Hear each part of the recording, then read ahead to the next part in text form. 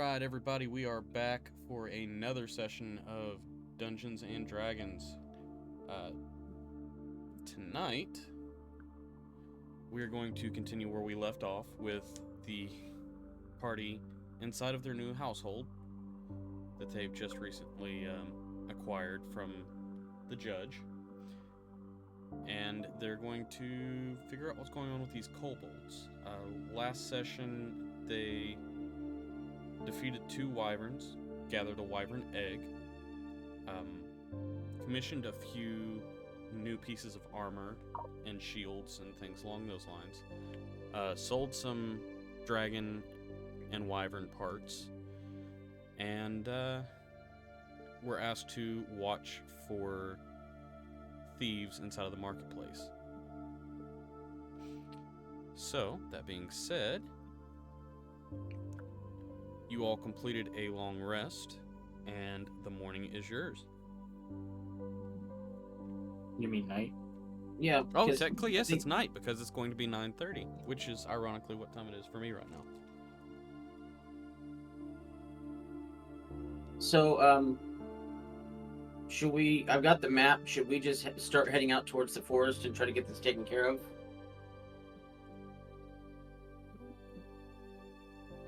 I think that's what we meant to do. So this is the nobility area, and ostensibly, we should be able to trust that nobody will mess with our stuff while we're gone. Yeah, it's heavily guarded. Right, gated community with guards at every door. Not every door of the houses, but every door to... Right, but the last time I talked to you guys, everybody was so untrusting of the guards around here, but now all of a sudden, yeah, we can leave it. We can leave our house. You We say trust the everybody, guards. but literally only one person Okay. said anything like that. I would point out what was said was, we don't know if we can trust the guards to guard these people and not let word get back to the camp where they're at, because there might be a mole in the guards, but that doesn't mean they're all untrustworthy.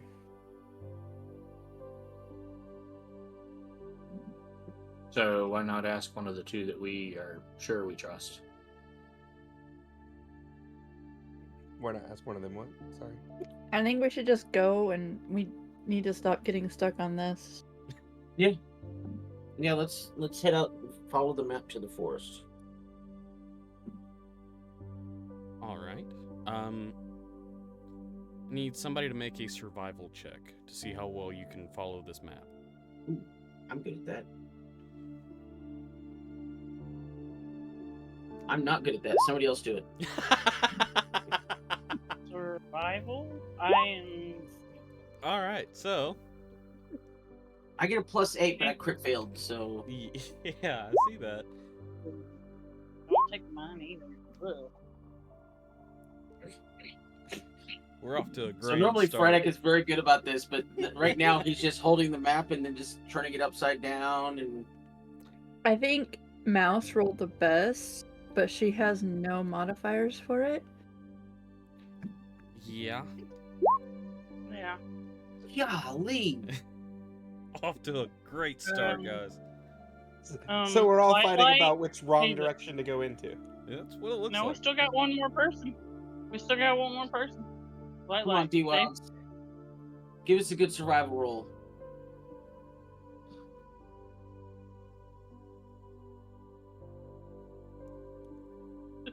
Is he even here?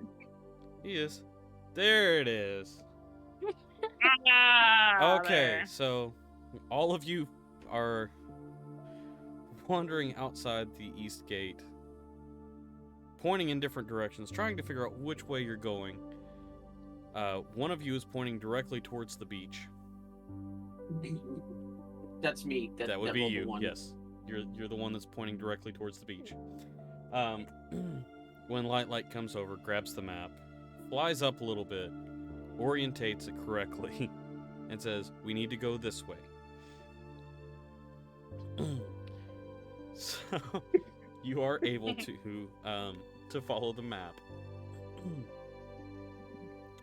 Are you going to be doing this stealthily through the woods, or are you just going to go straight through? I would say so, but that's going to rely on some more dice rolling. Should probably get them warmed up. Because right now your cold start's not doing too well. This is a group check, so we have one success, one failure.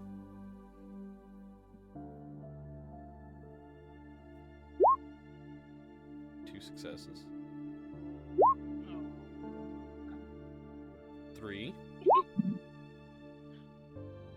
3. Yeah. 4. I don't know why she rolled twice, but The loud paladin was quieter than the rest Oh of yeah, us. she has disadvantage. That's why, because she's one. oh, that's Oh. so. So never that's mind. a fail. That is a fail. That's 3. Well, me and Friday get caught. The rest of you guys are fine. That is a 3 and 3. Let me make a determination here, based off of my dice. Oh god. Oh yeah, trust your dice. Oh, I do trust my dice. All right. The enemies rolled low, so you're lucky. You're able to make your way through the woods at night, hearing a few things come close, but you're able to hunker down and hide without too much issue. That being said, go ahead and do this.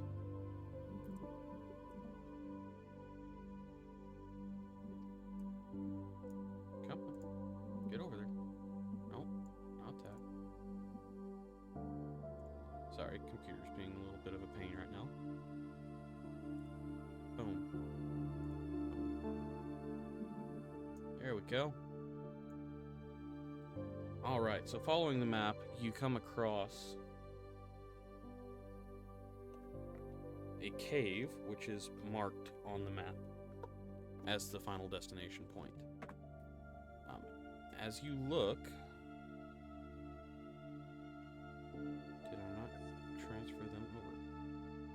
Okay, 1 second, let me transfer something over real quick. 1,000. Did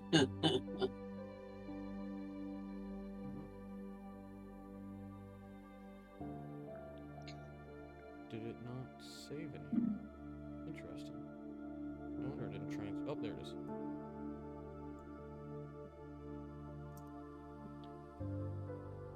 Alright. Someone make a perception check for me.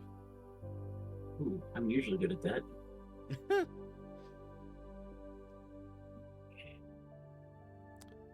Alright, well, Light and Helena do not see anything.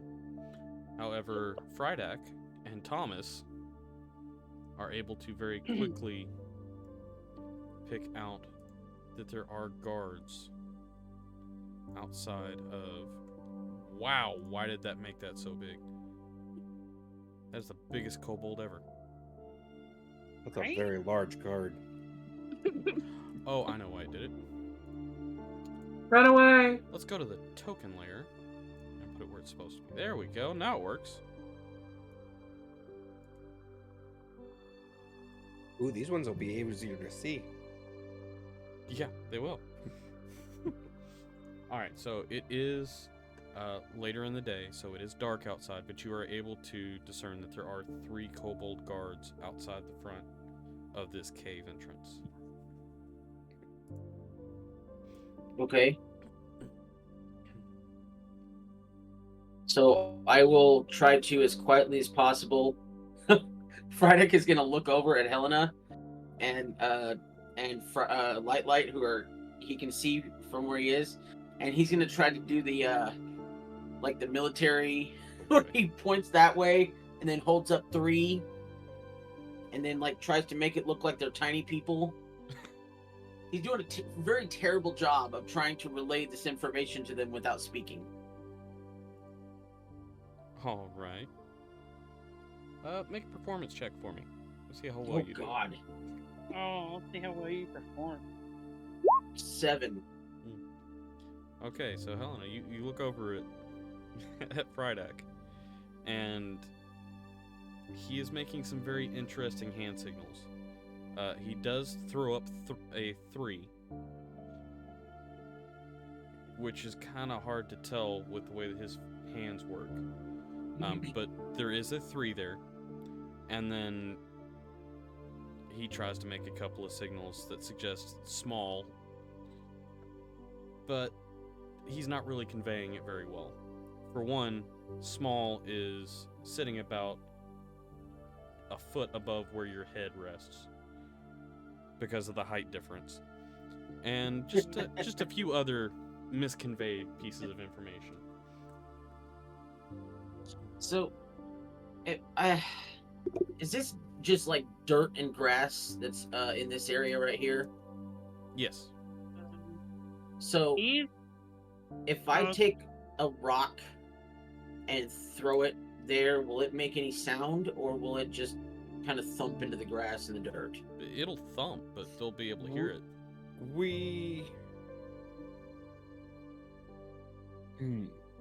I just, Well, never mind. I would try to draw them away from the mouth of the cave. Is all I'm trying to do. Okay. So I need 2 things from you then. I need an attack Yes. roll, and Like an just a unarmed standard, strike? Yeah, standard unarmed strike for an improvised weapon, Cool. and a deception check.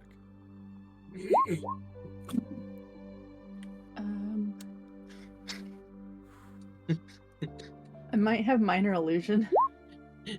Just saying. I have druidcraft. I do have minor illusion. Maybe a little bit late for that. Sorry, So I just realized. he grabs a stone and goes to chuck it, and chucks it directly down at the ground in front of him. And then tries to act like a bush with a 6 deception. He does draw their attention. Awesome. That's exactly what I wanted. But away from us. Not towards us. Directly towards you. Yeah, towards me. That's fine. Okay, so they are going to signal for one to come check. One is going to head out that direction. Okay, so as it's moving, I'm going to cast druidcraft Okay. in front of it, and I'm going to give the faint odor of a skunk. Okay. Let's see. Druid faint odor of skunk.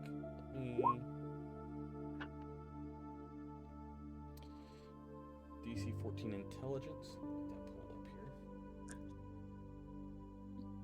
Intelligence 8, great. And that's a 3. So you are able to drive it away thinking that it is a skunk.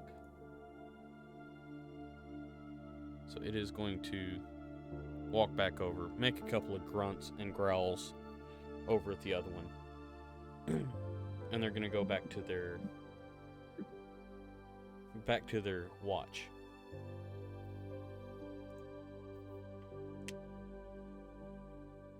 Okay.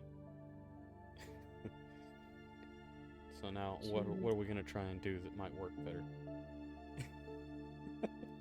I have a plan because my Well, first one worked out so well.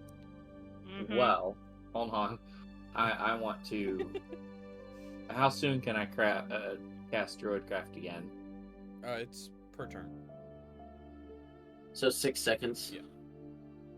Okay.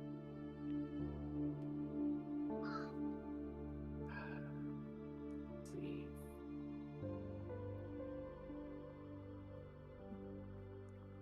Okay, so directly behind. I'm trying to get the ping to work.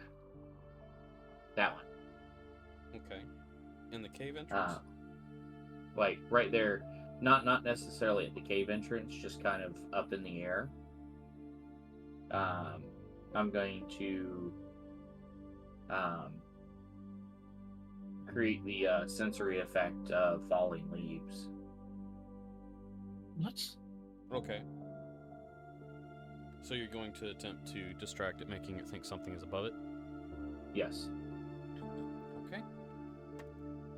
Where are you casting? I can cast minor illusion to make it look like there's. It'd be right here. Yeah, it'd be like a creature in the branches above it. Well, I was I was trying to do that without using any of the spell slots or anything. Well, mine's minor illusion. It's a cantrip. Wait, is minor illusion? Oh, it is. It is. Ooh. So you can do your druid or whatever. What are you casting? Yeah, druidcraft. Okay. And then I can cast minor illusion to supplement it. Okay, so I'll give him disadvantage on this, on the save then. So that is an 11. It was a natural 20. So it would have saved initially if she had not helped you. So you do get his attention. These two move up to check on what's going on above them. They're going to have to climb the wall. This one stays put. Also, I need to roll an acrobatics check for these two. And they are struggling to climb that wall.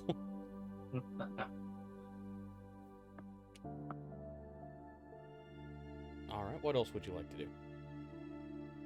Can I get a beat on this guy from where I'm at? You would have to either step around this way or step around this way. You are in thick underbrush right now. So these two are. Why am I not? Oh, because I'm.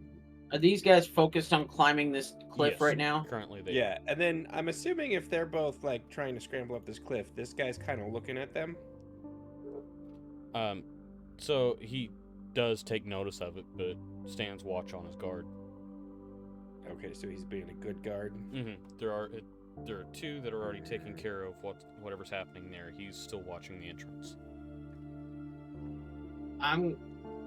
Okay. We're gonna try something, and it's probably going to be bad. I'm gonna step out here, Okay. and I'm gonna cast Thorn Whip on this guy. Okay. Go ahead. 22. 22 definitely hits. So it does. Let's see here. It does 1d6 piercing damage. So it's 5 piercing damage, and if the creature is large or smaller, I pull the creature 10 feet closer to me. No, you do not. What? You do not pull this creature closer to you. Well, I mean, technically, I guess you could. Oh, do I just pull a dead body? Yes. Okay. Oh, no. Yeah, you ragdoll this thing. You said how far? 10 feet. Yeah, ragdoll this thing 10 feet towards you. Were you guys trying to do this without killing kobolds? I mean, I was gonna try to convince them to help As us much as we were instead trying to because kill the wyverns without killing their the entire villagers. camp has been enslaved by this evil person instead of them all being evil people. But you know, Okay. whatever. Yeah, just remember, fake murder. It's not fake. I mean, Okay. Okay. Can you read the full description of the spell for me? the full description of I can do one better than that. Oof. Yeah. You create a long vine-like whip covered in thorns that lashes out at your command towards a creature in range. Make a melee spell attack against the target. If the target hits, the creature takes 1d6 piercing damage, and if the creature is larger or smaller, you pull the creature up to 10 feet closer to you. And then it increases by damage at 5th level, 11th level, and 17th level. Okay. I was just attempting to find out, because it is described as a thorn whip. Trying to figure out if it made any kind of a crack. Oh, if it made the whip sound? Yeah. I think it's just It- like a vine whips it to the ground and then pulls him. Yeah, so that looks like it's not going to be a big deal. So the other two are still distracted. By this point, they would be up on top and searching around. I'm gonna move forward and loot his body. Oh, can I try to stealth into the cave? Yeah, absolutely. I need one of you to. I need Fridak to roll investigation. Mouse. Go I ahead. assume that NPCs die when they die instead of fall like we do. Ow. You can't even find the Like I body. can't walk up and do cure wounds on them. Where'd like, the body or- go?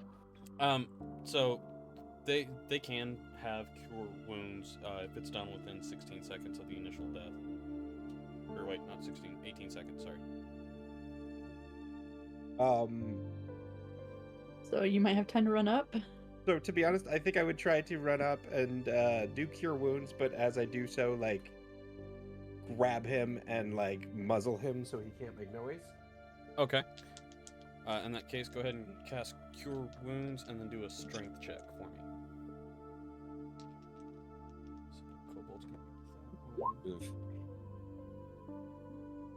Okay, so 4 points of healing. Keep in mind, these things only have 5 hit points. So, Barely even injured. right? A strength. Yeah, it rolled a 6 on strength. So, you are able to grapple this thing and keep its mouth shut. And they rolled a 4 and a 7 on perception, so... yes, you are able to sneak past Mouse. I'm also gonna, when Mouse goes, I'm gonna try to stealth behind her. Okay. We'll see how well this goes. Ooh. Oh, okay, so yeah, you're able to stealth through. After killing and reviving this kobold. Mouse has been teaching me how to be stealthier. It works sometimes. Yes. So while they're doing that, I would try to drag this kobold further back into the forest, Okay. where I could then talk to him. Okay, so it'd be half your half movement speed to drag. While you- So, while he is dragging him, I want to use my cantrip message. Okay.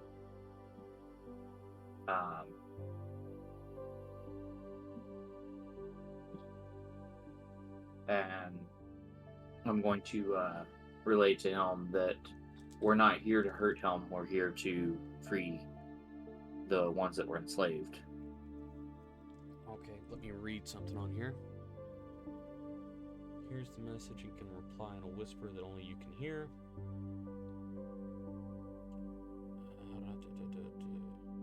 It just says a creature within range. Okay. So you hear grunts and growls as a reply in your head. Do they sound aggressive? Or like he understands? It would be hard to tell.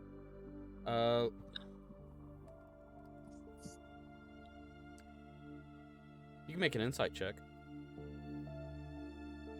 See if you can gather it. 21.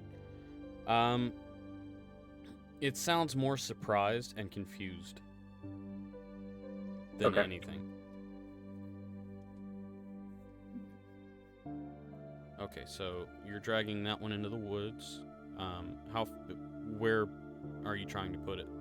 I mean, to be honest, if this were real, it'd be like back here somewhere, like further down. But Okay, so it would take you about 2 turns to do that. So about 12 Okay. seconds. so yeah, it's just try to get far enough away that I could like not worry about noise unless he completely screams out, in which case I'll kill him. Okay. Alright, what are the rest of you doing?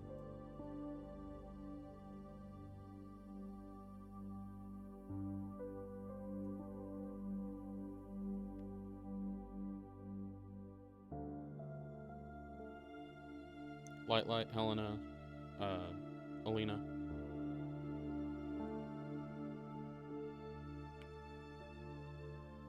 I'm just keeping a watch out for the other 2 kobold. Okay. Make sure they don't follow now. Friday. Alright, Alina, Light.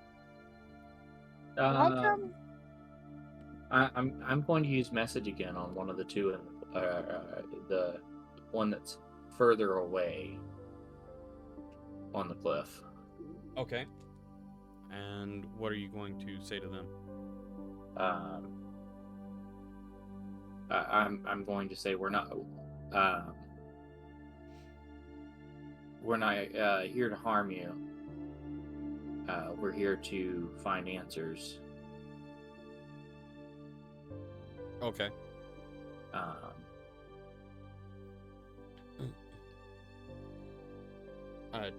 Nobody here knows Draconic. I think we've already established that, correct? Yeah. Yep. Okay. Yeah. All right, so you watch the one that's furthest away just kind of look all over the place, trying to figure out where that voice is coming from. There's nobody in line of sight. We got 2 in the cave, so it wouldn't really matter. But they are. That one is looking around, and the other one is looking at it confused.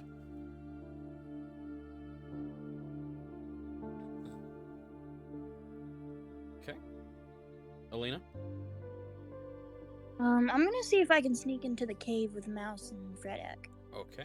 Roll me a stealth check. With disadvantage. Because you're wearing pots and pans.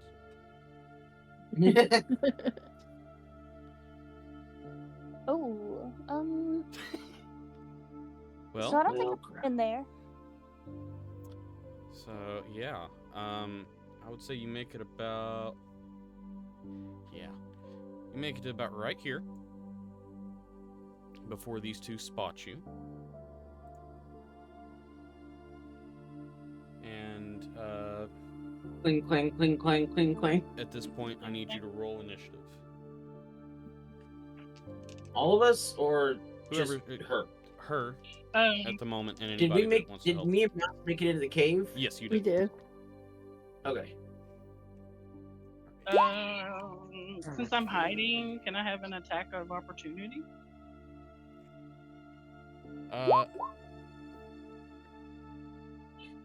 As a reaction to them spotting her, roll initiative and we'll see how you stack up.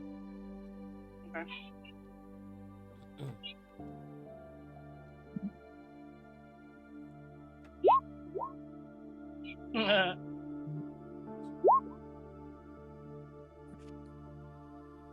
Mouse, are we rolling initiative, or are we already inside the cave?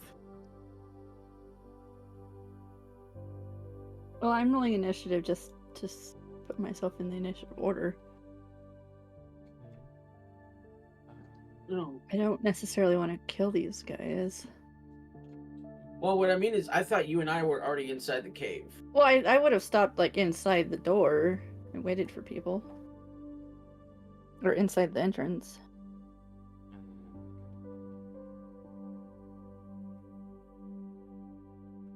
All right. Like I didn't go far enough where I couldn't see anything. Right. Every time. So I'm gonna do my best to stay hidden. Okay. 5. If you're not making yourself known, then that is not going to be that difficult to do. 8, 8, 11, Do I still need to roll stealth? 17. No. You already Okay. rolled stealth and we're okay on that. So without moving out from it, you're okay. Okay, so Thomas, you are up first. Keep in mind you are currently grappling another kobold. Yes. So what are you wanting to do to remedy that situation?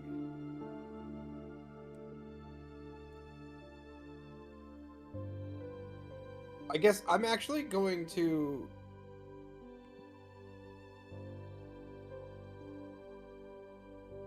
I'm gonna take my turn to.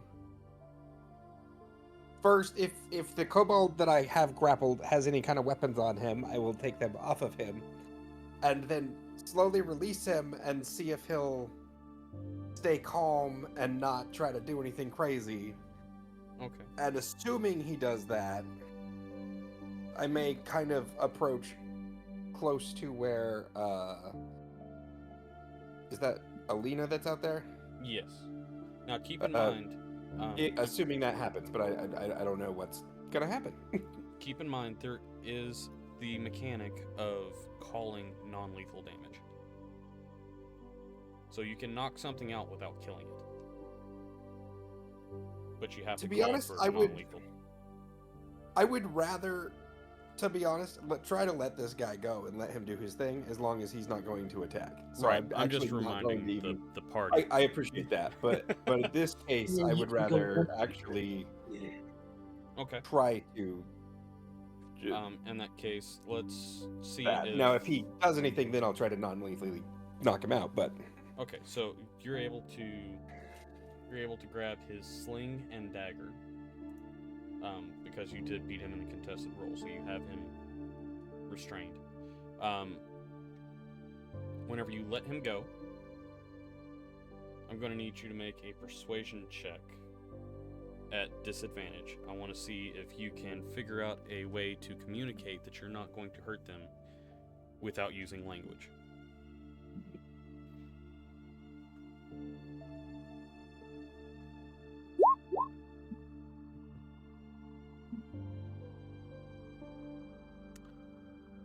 I don't think you rolled that right. Oh, it doesn't show up here, but it did roll 2. There was a 7 and a 16, and it's a +2. Okay, 7 and a 16, and it's +2. Disadvantage. In the future, apparently, I can't do the right-click disadvantage thing because it doesn't show up. Gotcha. Okay, so you do persuasion check against it. Yours was a 9. You are right clicking, right?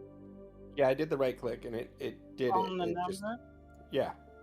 And it rolled 2 dice, like I visibly saw it. Plus over here it says persuasion check 7, 16 plus 2 equals 9, and it says disadvantage above it. Right. So it says it on Beyond. It just doesn't tell you here that I actually did it right. Well, no, I mean, down on the bottom it says that you rolled 2 d20s. Yeah, it does. It just doesn't tell what they are. Yeah. Okay. But anyway, Oh, yeah, it does tell. If you hover over the 9, uh-huh. it shows a 7 and a 16. Oh, okay. Interesting. Okay.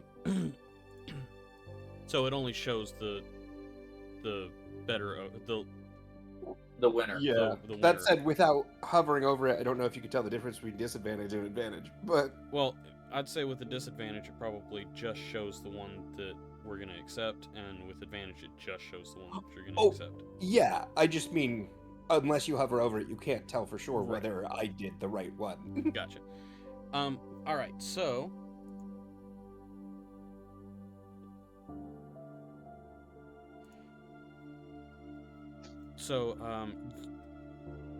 you rolled just high enough to where it looks like it's going to sit there and not get in your way. One, because it looks like it's a little afraid of you, and 2, because it wants to see what's happening. Okay. So then, does that take any extra time, or do I have time to still walk over to, like, here? You can still use your movement. Okay. In that case, I'm gonna walk over here with my hands up, and quietly as I can, while still thinking they might be able to hear me. We don't want to hurt you.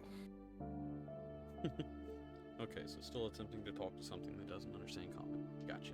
I'm Hey, one of them trying to- understood. Hey, Like, listen, even the if one my understood. calm words and my hand gestures is supposed to convey the message, whether or not they understand the words. Okay.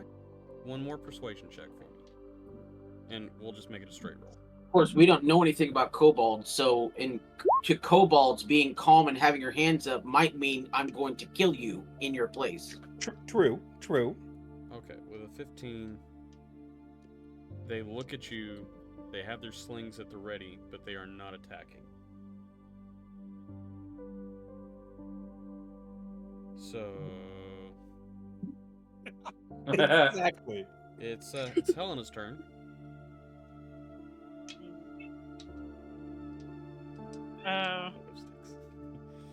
All I will do is come out over here beside them with my hands up. And hold my attack. Exactly. If they decide to attack, I will attack. Okay. It is Kobold 1 and 2's turn. They are going to hold their slings for any signs of provocation. Mouse, your turn with Friedak on deck. If you choose to come out and do anything. I'll hold my turn until they come down. Okay. And then I might try to sneak up on one. Okay. Friedak and then Alina on deck after that. After watching Thomas and everyone and the kobolds stop after they held their hands up and did that thing, I'm just walking into the cave. Okay. And I'm gonna walk in with my hands up, just in case there's any kobolds around. Okay. Alina, you're up. I'm just gonna do the same thing everyone else is doing and put my hands up and probably hold my attack. All right. At this point, Thomas, we're back up to you. Yes, like you can use message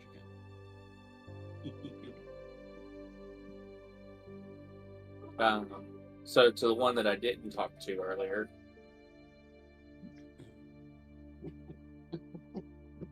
Okay. I want to see if I can, I guess, persuade him to lower his weapon. Okay. And how are you going to attempt to make that work?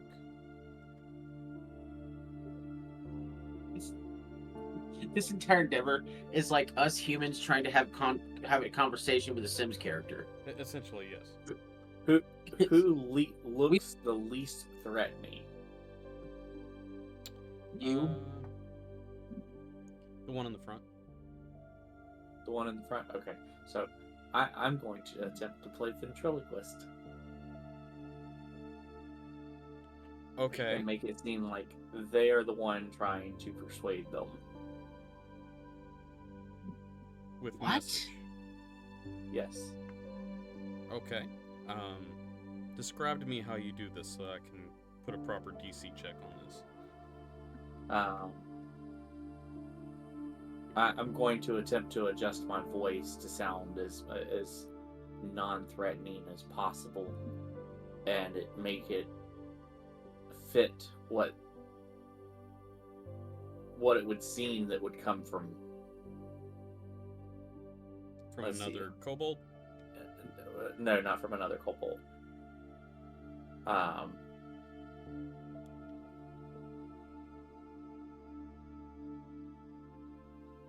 From what? From one of the players. From Alina. That's what I mean. Out of us that they can see, who looks the least threatening.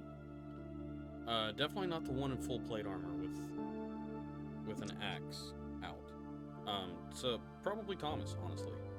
Okay, so I'm going to see if I can mimic Thomas' I take voice. offense to that. I was talking about Alina, not you. Oh, okay. I was like, wait. I am not wearing armor. No, Alina's in full plate armor with the battle axe out, or with the hand axe out. That's true. Yeah. Okay. And how are you going to attempt to convey this? Because this may change Thomas's check.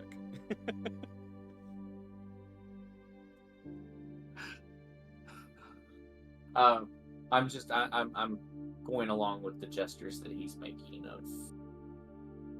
Okay. We're not here to hurt. Roll a persuasion check.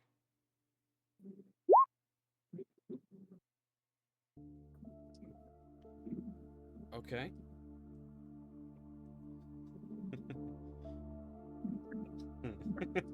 Wow. Oh, Yeah. Hey, Light. yeah. You know what happens next? What? No, not on that. Oh, that's not fair. Oh. Instead of murdering a few kobolds, we now have to fight a dragon or something. Pretty much. What's an 80?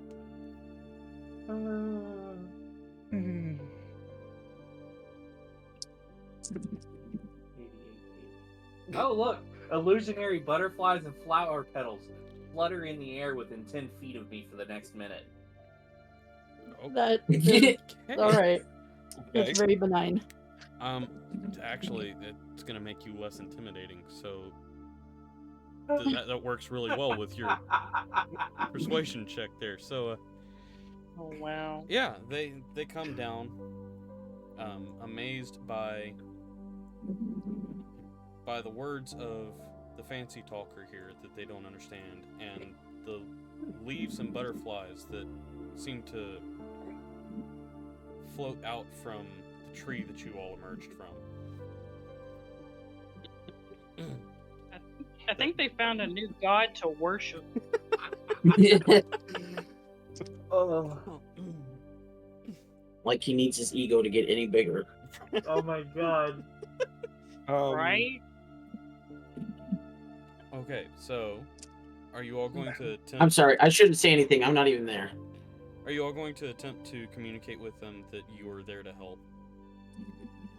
I would like to, but I don't know. Like, I kind of wonder, like, can we like do sand drawings or like, like, is there some you- way to get Big Bad Boss? We're here to take out. You all are good. What? Help us. What kind of What meat the- do they eat? All right, that's What kind So- do they eat meat or like what? If we're gonna do They do. sand drawings, sand drawings. Mouse is going to like Okay. attempt to draw the little kobolds, and then draw the big kobold or the big like humanoids, Mhm. pointing weapons at them, and then she's gonna cross out the big humanoids. Okay. Roll a Performance. performance check. Yeah, I want to see how well you do it. 16. That's pretty good. Okay. They look at you all, and then stand aside. Okay. What's Try, the little I'm guy? kind of curious if there's any way we could help them, like get them to help sneak us in or some way like that. But with our communication gap, I don't think that's. I feel like I'm watching the miracle worker Possible. right now. So Mouse is gonna like point at the cave, and then like hand like the stick that she was using, and maybe like try to gesture to see if they can draw us a map of the cave. Ooh. Okay. That sounds. So what are you gonna show them the map that you have? Yeah, Okay. So. be like kind of trying to get the point across. yeah. All right. In that case, they would do a very. Let me see here. Actually, let's see. Level of talent they've got. That's not bad. Okay, so they do draw a very crude version of the caverns, up to the point where they've got two humanoids that they've drawn in to a little circle. So with that, you would have a little bit of advantage navigating this cave.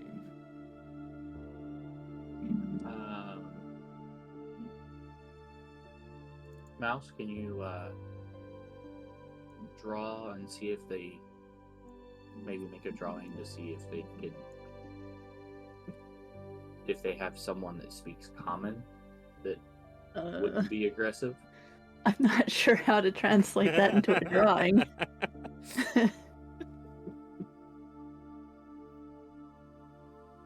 Make a bunch of chicken scratches, and then right next to it, put the word water. I mean, I feel like this is we're watching the miracle worker right now. I mean, I think right now. Hmm.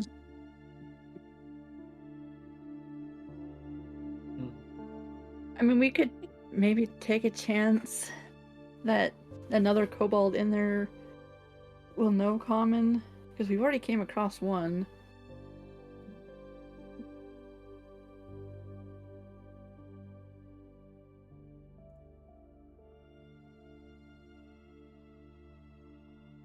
Okay.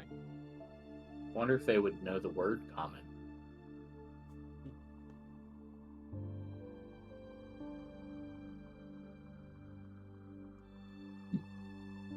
I mean, possibly. Like, I don't know how to speak Russian, but if someone were to say, no, I can't think of the word for Russian in Russian, but there's a word that at one time I knew, and I'd probably recognize it if someone said it. You could try.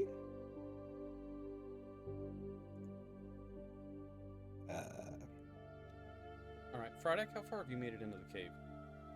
I mean, I just started walking, so however long this is taking, I don't know if it's a turn or not. I just started walking with my hands up. Okay.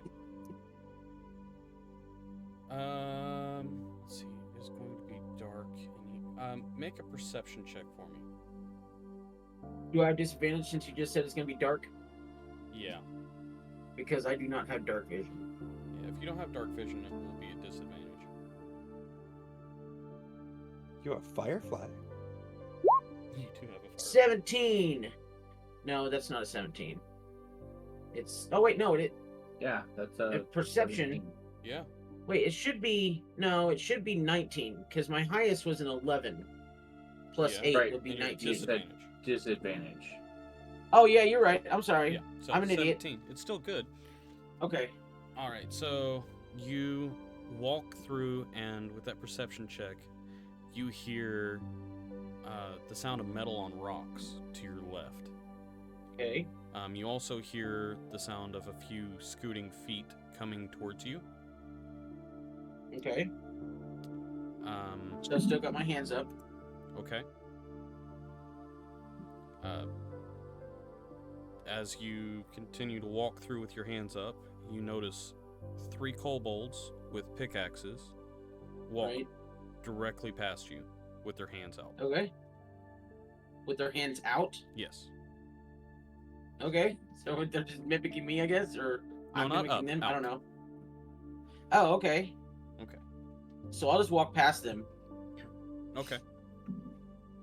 They do kind of stop for a second due to the heavy footfalls that you're making, but after a couple of seconds, they continue on.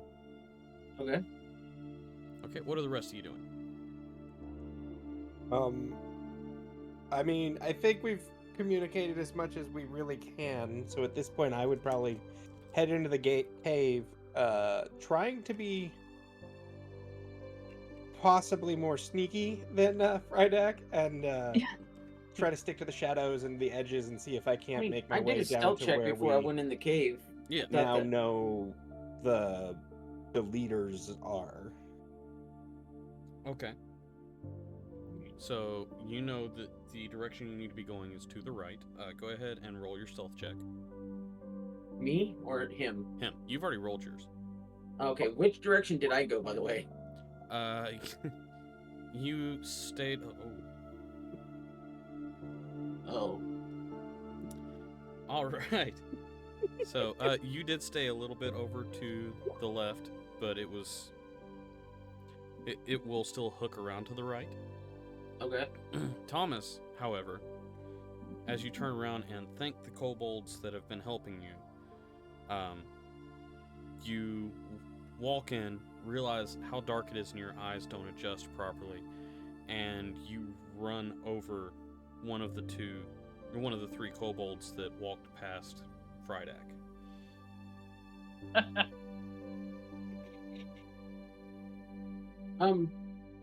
Since it's dark in here, can I pick up a rock off the ground and cast light on it? Yeah. Absolutely. You have a firefly. Firefly doesn't It's really not- help them.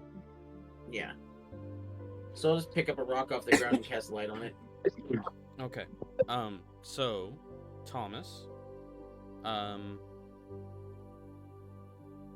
you trip over this kobold because it's about half your size, and take it to the ground. You go to the ground with it.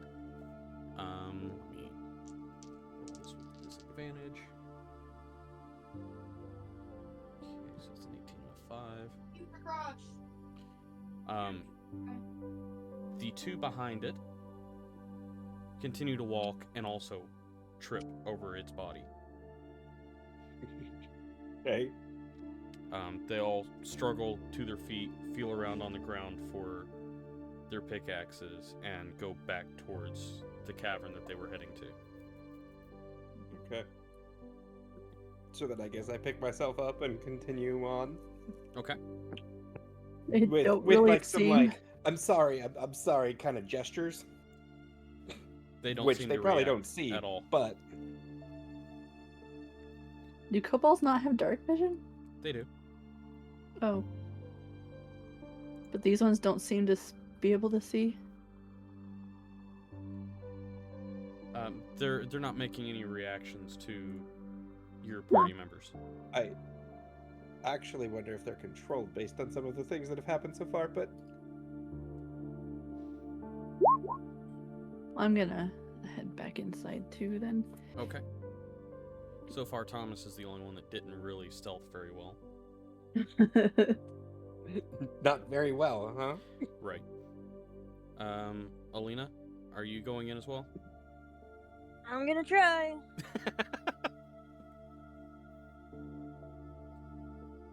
If it'll load. I swear, if there's a second natural one and she trips over him again. Those poor kobolds. Hold on, where is it? There it is. You're gonna have to start taking bludgeoning damage.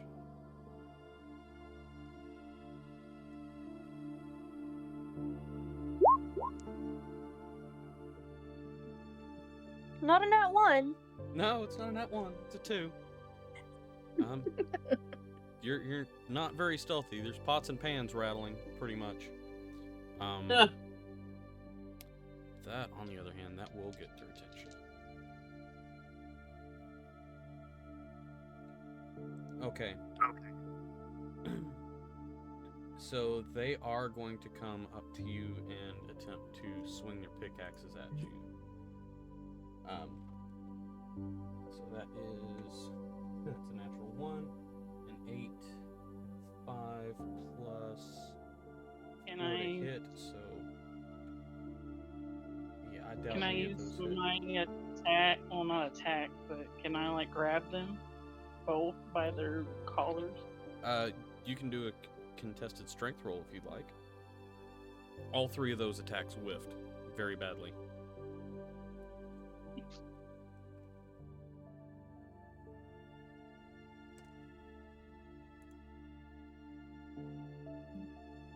How do we do contested again? You just roll a strength check. Okay. You just trying to pick up 2 or 1 or Pick up both of them. okay? Well, there's 3 there, so you're going for 2 of them. So Yeah, 2. That's a 20, and your other one? Natural 20. Okay. Well, you pick up 2 of the 3. The other one is still swinging the pickaxe around randomly. The 2 that you're yeah. holding, their feet are just dangling and kicking. You do give Alina enough time to wander past them. I have dark vision, so I let everybody pass, and then I'll just throw them towards the exit. Okay. Alrighty. Hey, I didn't kill them, okay? All right. So I need. Who's going to be the one that's taking care of the memorization of the directions this time around?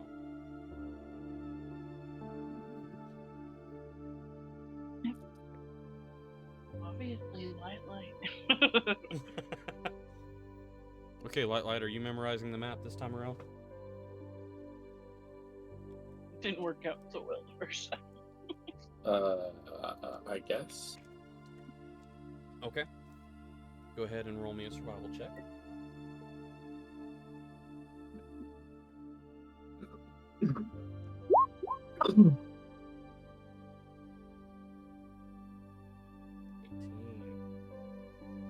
Okay.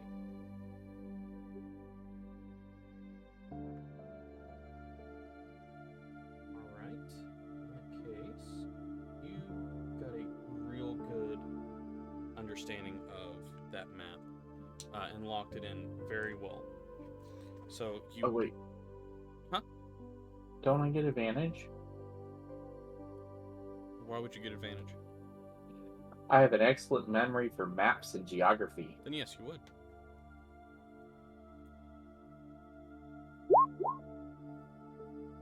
Okay, I tried.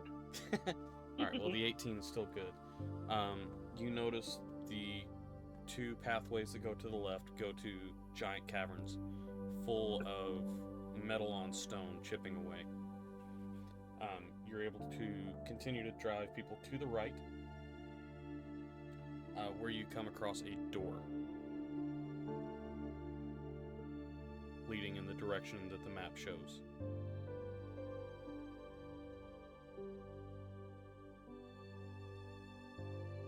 I So- want to try and listen through the door. Does light technically glow? Yes, he does. Okay, so he's basically just a little. He's a glow stick. He's not going to put off Yeah. a lot of light, but But Yeah. he'd still be easy to follow. oh yeah, very easy to follow. Yeah. Okay, so you're going to attempt to listen through the door. Need a perception check from you. Oh, 4. Sounds clear on the other side. Are we all up with light? That is up to you, depending on how close you're following. Which way did I go if I'm not with Light? You would be. You would most likely be following Light at this point because the only real difference was you went a little bit down towards the caverns where they were mining. But that is a dead end, so you would have turned around and met up with them whenever you saw the lights cast. I would definitely be up with Light. Yeah, I'm bringing up At the least. rear. so would I believe that I'm hearing correctly?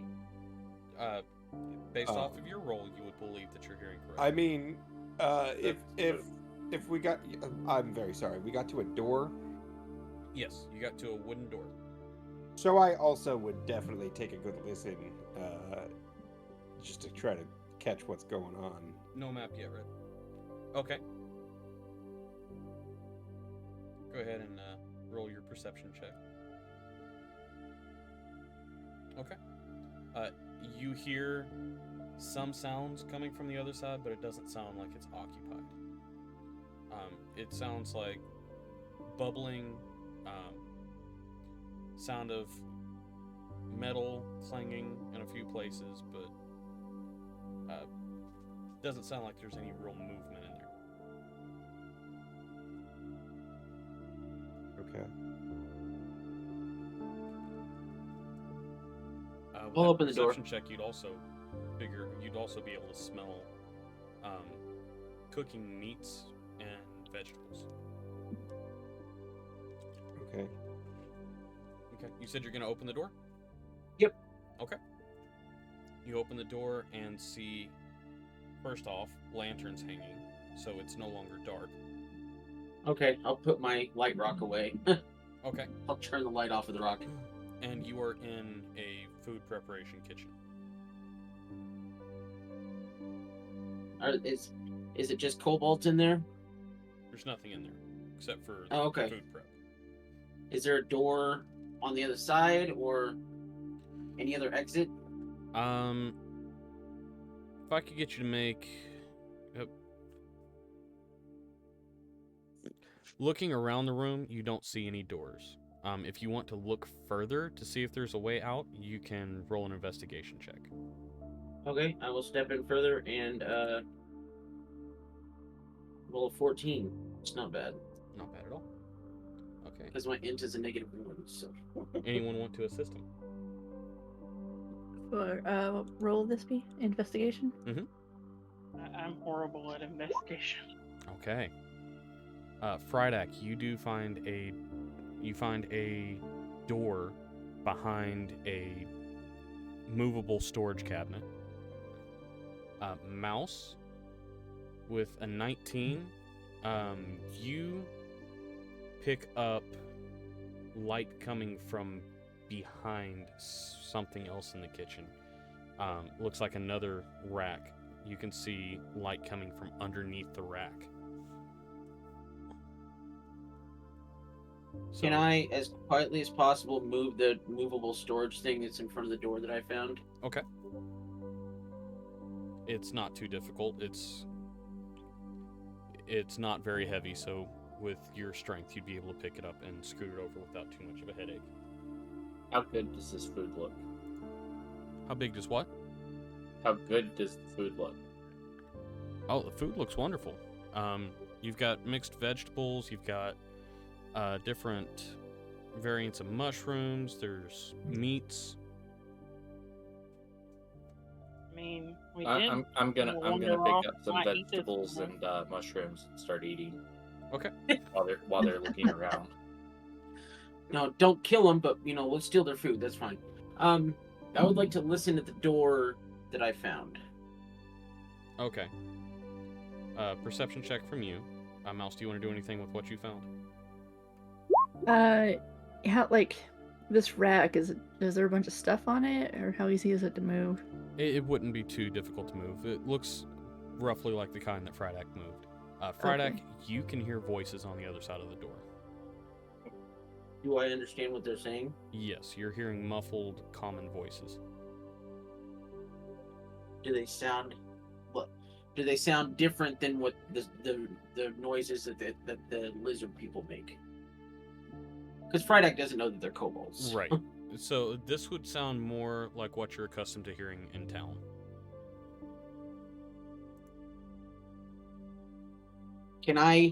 Is there any way possible that I can, like, discreetly open the door so I can, like, peek in? You can attempt to roll a stealth check on it. Now, Mouse, what did you say you were trying to do with yours? I want to move the rack. Okay. That's not bad.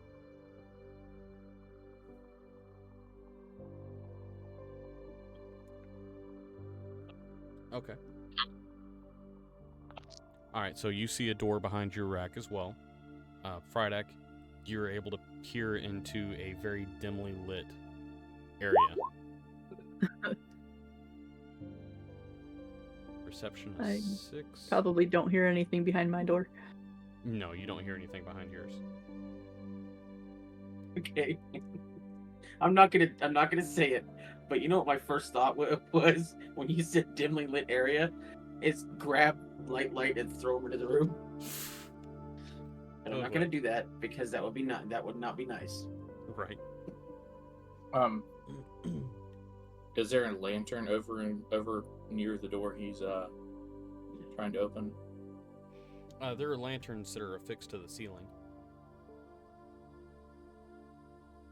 I'm assuming they're a candle or torch. Yes. They're candle, like oil lanterns. There's multiples. Mm-hmm. So the one closest to him, I'm gonna use Druidcraft. Okay. Snuff it out. Snuff it out. Smart man. Okay. Does that help me see the figures better? That would give you a little bit better view. There are 2 humanoids sitting at a table. Are their backs to me? Yes, currently. Sweet. I want to sneak in there. Okay. The 17 stealth, you can sneak in a little bit. I drop the food as I see him sneaking in. Okay. I would definitely be there, so I'd probably Yeah. follow as well, trying to sneak. Okay. Before we go in, are you going to the other room at all? No, I don't hear anything, and so everybody else is focused on the other door. Okay. In that case, Fridak, you would have snuck in and been right about here. All I see is a white screen still. You're probably in the wrong section. Oh, okay. Can you zoom out a little bit? So coming from I'm zooming all the way out, and I can see it on Trap's screen, but I don't see it on my screen. You may have to back out and come back in. All right. So are we coming from Mouse's area? Yes, you're coming from Mouse's area. Okay. So hopefully somewhere in this area. Where's Light? It's a fair There it question. is. Oh, he's in the corner. Yeah, he's over. Yeah, Light's still in the other room. Yes, Light is. All right, so back I here. snuck in right where I'm currently at, or Yeah, you would have snuck in here. You can see the people at the dimly lit table here. but the only way to get over to them is by going along the pathway over here. Either that or to go through the stream over here. But can I walk like straight across like here to here? You can walk from here to here. Yeah, but that there's looks a bunch like- of stuff that I could knock over. And there's a cannon. Okay, I want to try something. All right, so I'm gonna try to do two things, and we're gonna see how well it works. What's the distance on this thing? Oh, the range is only 30 feet on that. So, what's the range here? Oh, that's far enough. Okay, so we're gonna try something. They do have 3/4 cover due to the rocks. Right, that's not what I'm trying to do. I'm not trying to hit them. Okay. So over here, first off, I want to, before I decide what I'm going to do, I want to roll a stealth check, because if I get a bad stealth check, then I'm not going to do this. That's awesome. Okay, so I mean, if you Over roll a bad stealth check, here- it's too late. over here, well, I'm going to cast Thaumaturgy, and it says you create an instantaneous sound that originates from a point of your choice within range, and I want to make it like a coin drop. Right over here. And then whenever they look over there, I want to sneak over here. Okay. All right. So Is that doable? yes, your stealth is high enough to be able to pull that off. As you get closer, I'm trying to find something that actually looks like it should fit in here. Are they? Sorry. Were they at? Why can't I right click like I normally can? There it is. Were they at this table? Is that where they were? This one right here. Yeah. Okay. All right. So I'm gonna put the characters.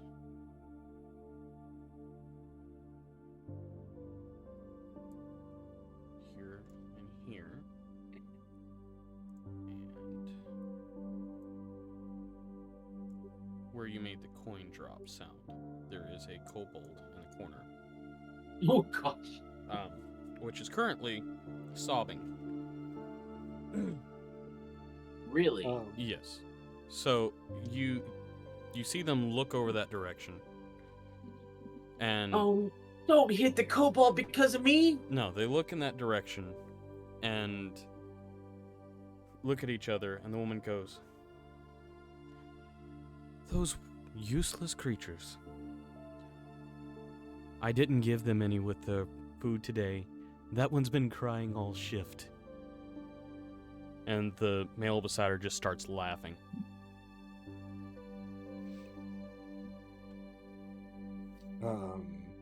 So I would try to sneak over this way, Okay.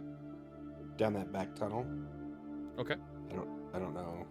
You guys have already rolled stealth, so you can move fairly easily unless you get into an area where it's going to require an athletics or acrobatics check to make sure that you don't make noise. So, like, here, or trying to come through here. So,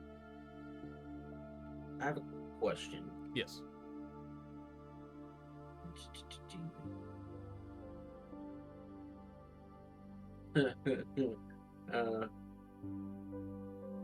Nice. I want to cast a second level spell Okay. that's going to affect both of these people. Okay. And we're going to see if this works. I'm going to cast Charm Person. Okay. What's the And that save? is it's a 17 Wisdom saving throw. You said And second because I'm level? casting it at second level, Yeah. that means I can target one additional creature. So I can hit both of them with the Charm Person. Okay. 1 second here. Let me get these pulled up. Oh, please tell me this works. Oh, and then I'll show you what the spell does. Dude, please tell me this works.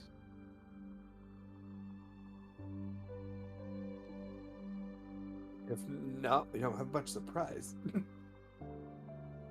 Well, I don't know that they can tell where it comes from. If they Doesn't if they casting it have a vocal component? It does. it does have a verbal. Yes, it does. Verbal and somatic. So I guess they would hear me. And they would know that they were attempted to be charmed. Yes. That's true. Okay. A couple of things here. Spell save on that. Wisdom saving throw. What's the save? Because I don't see it on there. It's DC 17. 17. Okay. If you scroll up from Charm Person, Wisdom saving throw. It says DC 17 on a Wisdom save. Okay, so both those two have buffs to that. They both make it. Oh. They both make it? Yeah, they both make it. Okay, so I'm assuming that means they both see me now. that does get their attention. Dang. Yeah. Seeing someone cast a spell in their direction. Okay.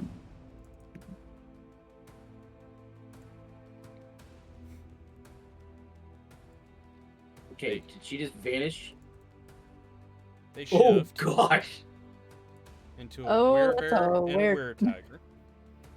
And I need you to roll initiative. Really? Yeah. Awesome. Oh gosh.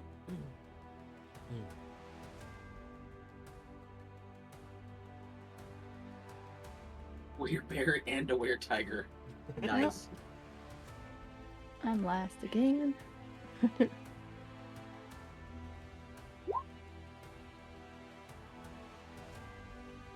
Whoa. Why does it keep... Your first one was a 21.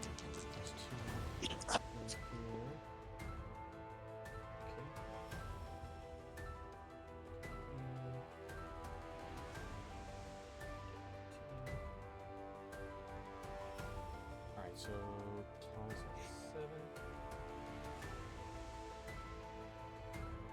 Ouch. 4. Yeah. Right, I got 14.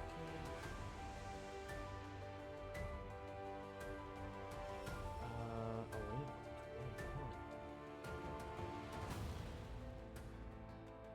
Okay, on with 13. Light, are you not jumping in on this?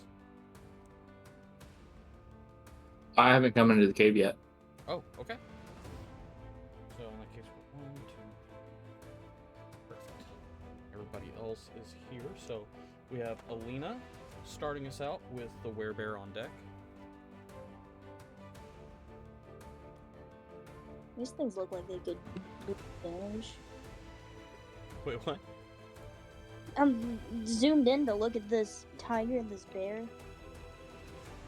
All we need is a lion. Okay. I don't think were lions are a thing. I'm assuming they can't see me from where I'm at. So do I start somewhere different, or do they just not know I'm here yet? I think so far they only know Friday. Yeah, Frydak's the only one that they're aware of at this moment. Okay. Now keep in mind, if you see ledges like this, you do have to go around them. Okay. Be tight quarters. Yes. What about this? That, you would be able to do an athletics check to attempt to jump through. What about shoot something? You could shoot through that. They do have 3/4 cover from that angle, though.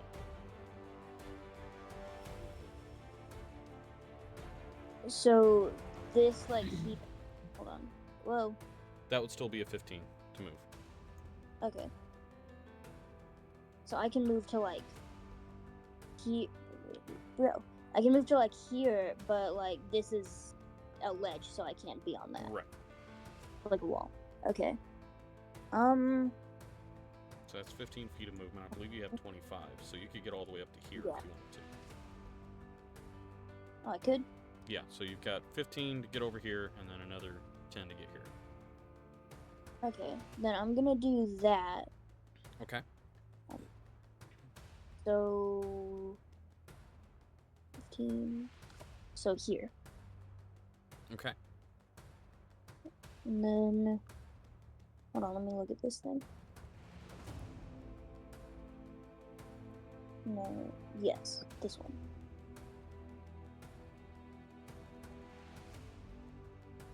Can I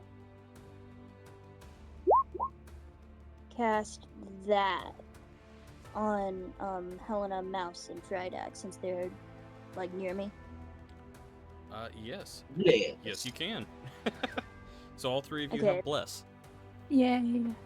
Attack roll or saving throw, get an additional D4. Yep. Score. And that's for the duration of the spell, I believe. I think so. Up to a minute. Yep. So a minute of concentration, so 10 rounds, you have a D4 that you can add for every roll. Alright. Anything Look, else you want to do? Actually helpful. That's Yes, crazy. That's extremely helpful. I'm good with that. Okay. That is going to bring us to the werebear, though, who is going Okay. to use his motion. In bear form, he has 40 feet, so he is going to run over here. And you all right? I'm good. This is awesome. All right.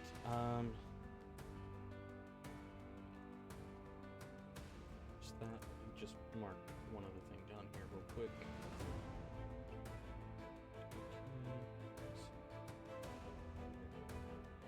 All right. So werebear is going to use its multi-attack on you. Okay. So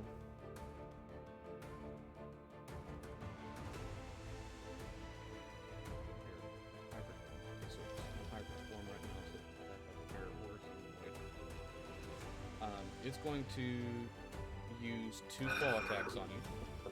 Okay. That's a 19 and a 13.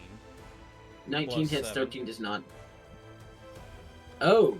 Yeah, they both hit then. Yeah. Yeah. Okay, so Can't word it like that, man. Gosh. I got excited there for a second. I'm sorry. Alright, so that's 2d10 plus 4 each. That's 14 on the I'm sorry, first what? hit. 14 on the first hit. Cool. And 13 on the second. I'm down. Oh. Yeah. Alright. That does end his turn then. So that brings us to Frydak. Which... Frydak, I need you to, Yeah, roll a death saving throw. Yeah. There's one success. Alright, cool. Okay. That brings us to Helena with the were-tiger on deck. Well, we all know what she's gonna do. So, have any major noises been made at this point? You probably heard Frydak cry out in pain as he was hit twice by these giant claws. And then drop to the ground. Yeah. Okay, so at his cry, I would dash into the room. Actually, hold on. I did that wrong. I apologize. That is supposed to be 2d8 plus 4, not 2d10. So it is 10 and 14. So you may still be up. 10 and 14, I'm Uh-huh. still out. All right. I have 24 hit points. So just enough to drop you. Okay. All right, Helena, you're up with the were-tiger on deck. I'm going to hit with my great axe, and I'm going to rage after seeing Frydak go down. Okay. Go ahead and roll your Oh, attack. waver and almost go down. Yeah, I almost go down. No, he went down. He's down. No, I'm down. Oh, you Does were. an 18 hit? 18 does hit. All right. So.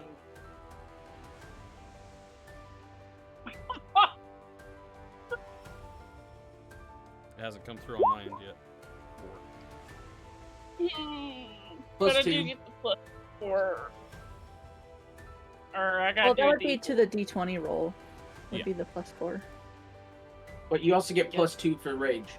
Yeah, so plus 2 for rage. So, Yeah. let's see here. So for that one, that's going to be 6 off of that. Okay. Anything else you'd like to do?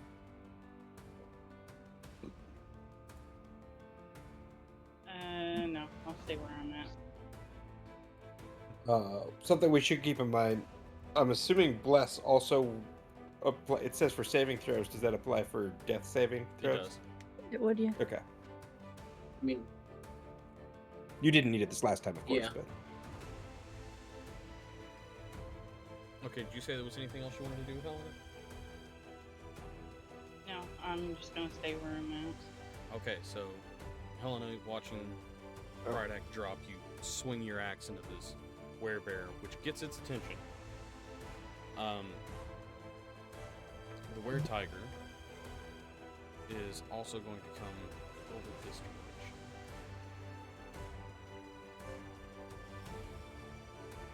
And it is back here. Seeing that he's dropped this one and seeing that you attacked him, it is going to make a longbow attack on you, Oh, here we go. which is a 13 plus 4, so 17 to hit. Yeah, that hit. Okay. Ouch. So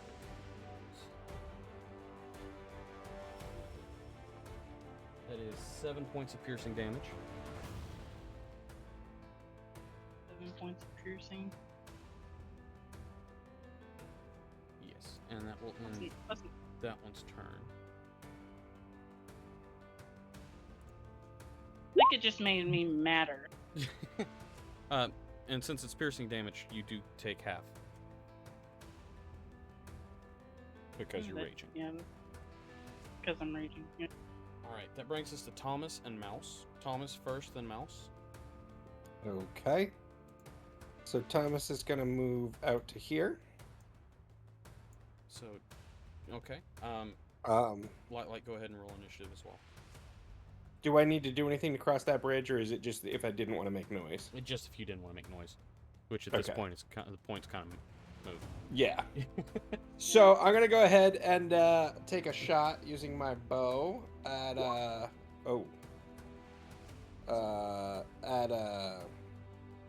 tiger friend. Like you would have been able to use your dash action to get in on That this. that probably hits. That does in fact hit. That is a crit. So go ahead and roll your damage and double your dice. Did you say you were doing Hunter's Mark or not? I didn't say I'm doing Hunter's Mark. If you want to, you can. I would like to. Okay. So for your So, bonus yeah. action, you do Hunter's Mark on it, and you attack it with your longbow. So go ahead and Okay. roll your damage, double the dice on your Hunter's Mark, and okay.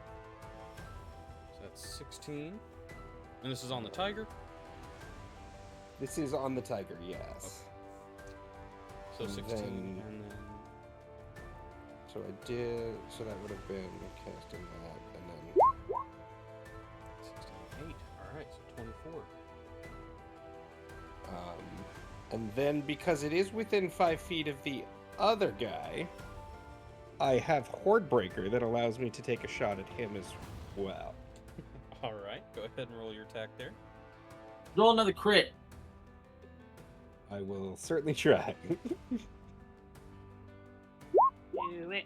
I will Do it. fail, but that will probably still do the job. That It was will close. still hit.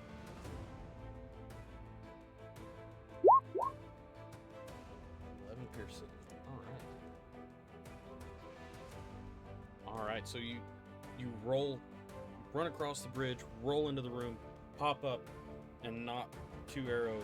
Release them at the same time. They fly off, and one hits straight in the chest of the were-tiger, and the other one clips the shoulder of the were-bear. Both of them now know you're there and are very upset with you. Mouse, you're up. Okay.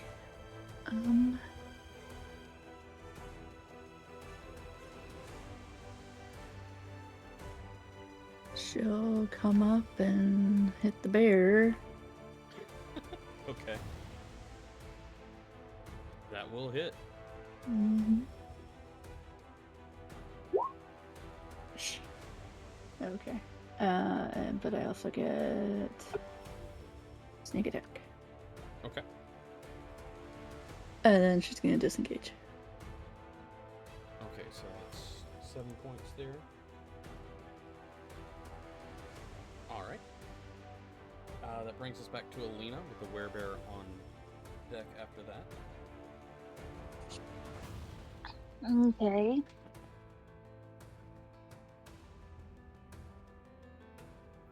One guy's there. One guy's there. And Frydak's bleeding out on the ground. Oh shoot, that's what I was gonna do. Bleeding out? I forgot he was down. Yeah, he's down. Can I stand in the water? Yeah. Yeah. I'm Yeah. gonna stand Yeah. in the water. Hold on. I'm gonna go over here. And Yeah, I knew I was forgetting something. hold on. Forget about your best friend then. I know, I was gonna shove a potion down his throat. Cure wounds. Okay. 1d8. So go ahead and roll it. And then your spellcasting ability modifier. Add that to it. Yeah, My they're health. strong.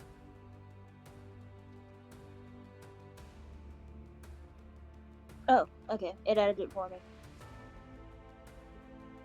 What's your? Are you sure? Because your spellcasting ability modifier is more than 2. It is? No, No, she, It she says rolled a it's- 1. Down, she rolled a. but her spellcasting ability modifier has to be. Yeah, mine's a. it Okay, says it- never mind. Sorry. Yeah, no, she just doesn't have.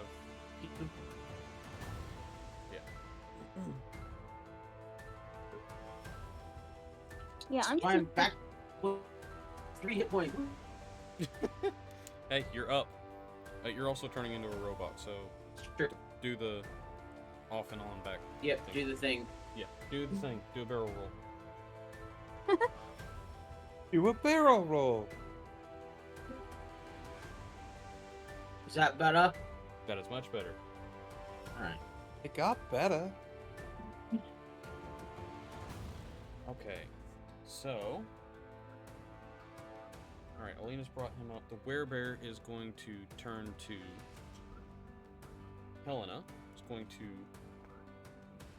Mhm. Up here.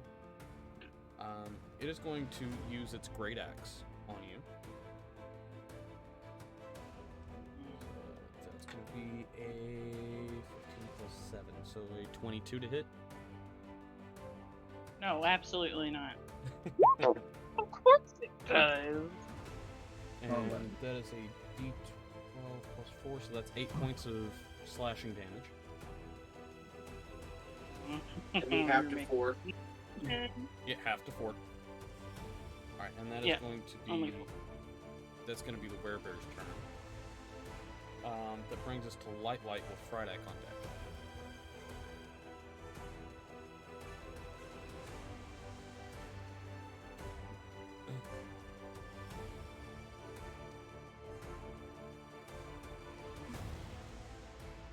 What would you like to do, Light?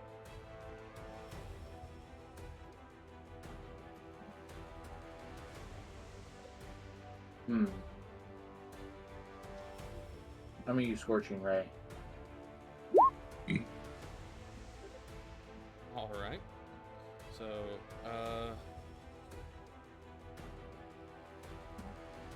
targets one or several within range. Are you going to attempt to hit both or just one? Just the bear. Okay, go ahead and roll your 3 attacks on it.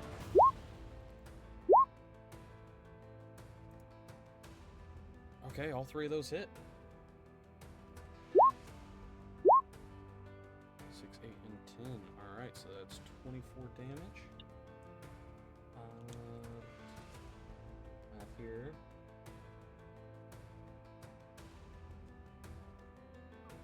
Okay. So you point your fingers and fire off 3 scorching rays. All 3 of them hit clearly on this werebear, and it is starting to look hurt. Anything else you want to do? Yeah. I'm gonna spend 2 sorcery points and do the same thing. All right.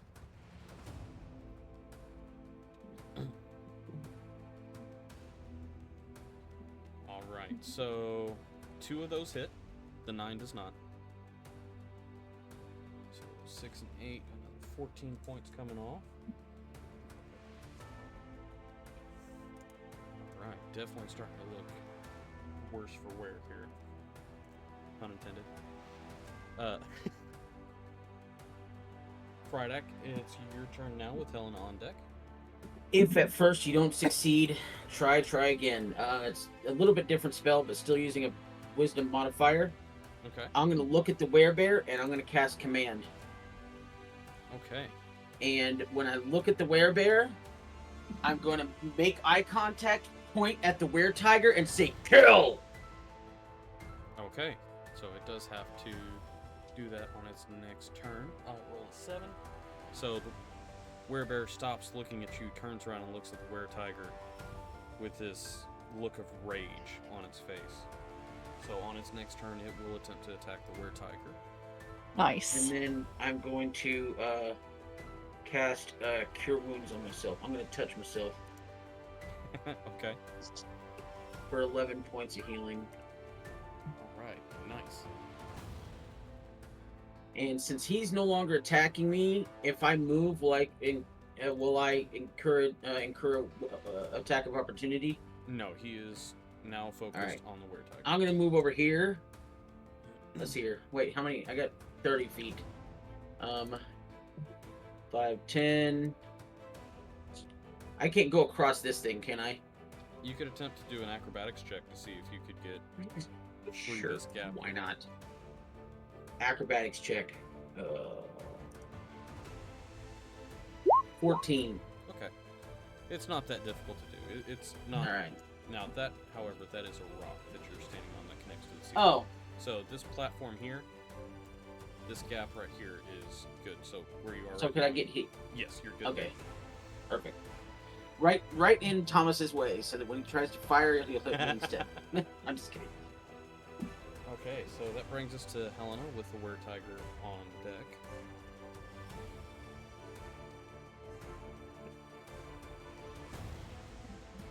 Helena, you're muted. There we go. Yeah, I know. I was trying to mute. I don't know if I can see through my rage to not kill him. That's fine.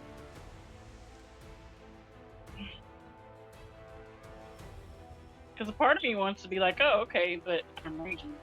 I can't concentrate when I'm raging. I'm going for it. Okay. Maybe you can flip a coin. Yeah, I can flip a coin. 19. All right, 19 does hit. Righty. Please be better this time. A little better. Plus I get 2 more for raging. Yep. Okay, so 7 damage. Okay, anything else you want to do?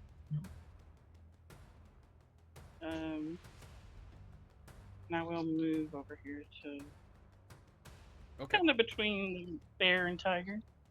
Okay, so you're going to allow them to flank on you on the next turn. Good to know. Well, Interesting to do. there's a tiger now. All I heard was robot. Yeah, you went robot again. But, okay, so you watch as the werebear turns its back and Helena strikes across the back as it turns. It's now the were-tiger's turn, which, seeing Helena get close to it, it is... Roach dropped it again. It is going to use its multi-attack, and it's going to...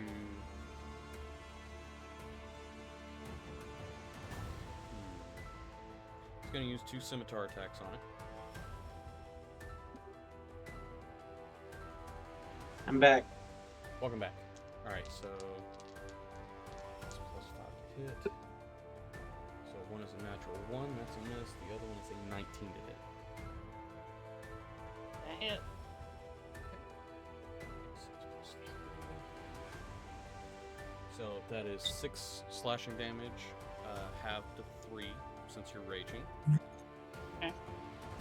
And that is going to be the were-tiger's turn, which brings us to Thomas with Mouse on deck. Alright, so Thomas...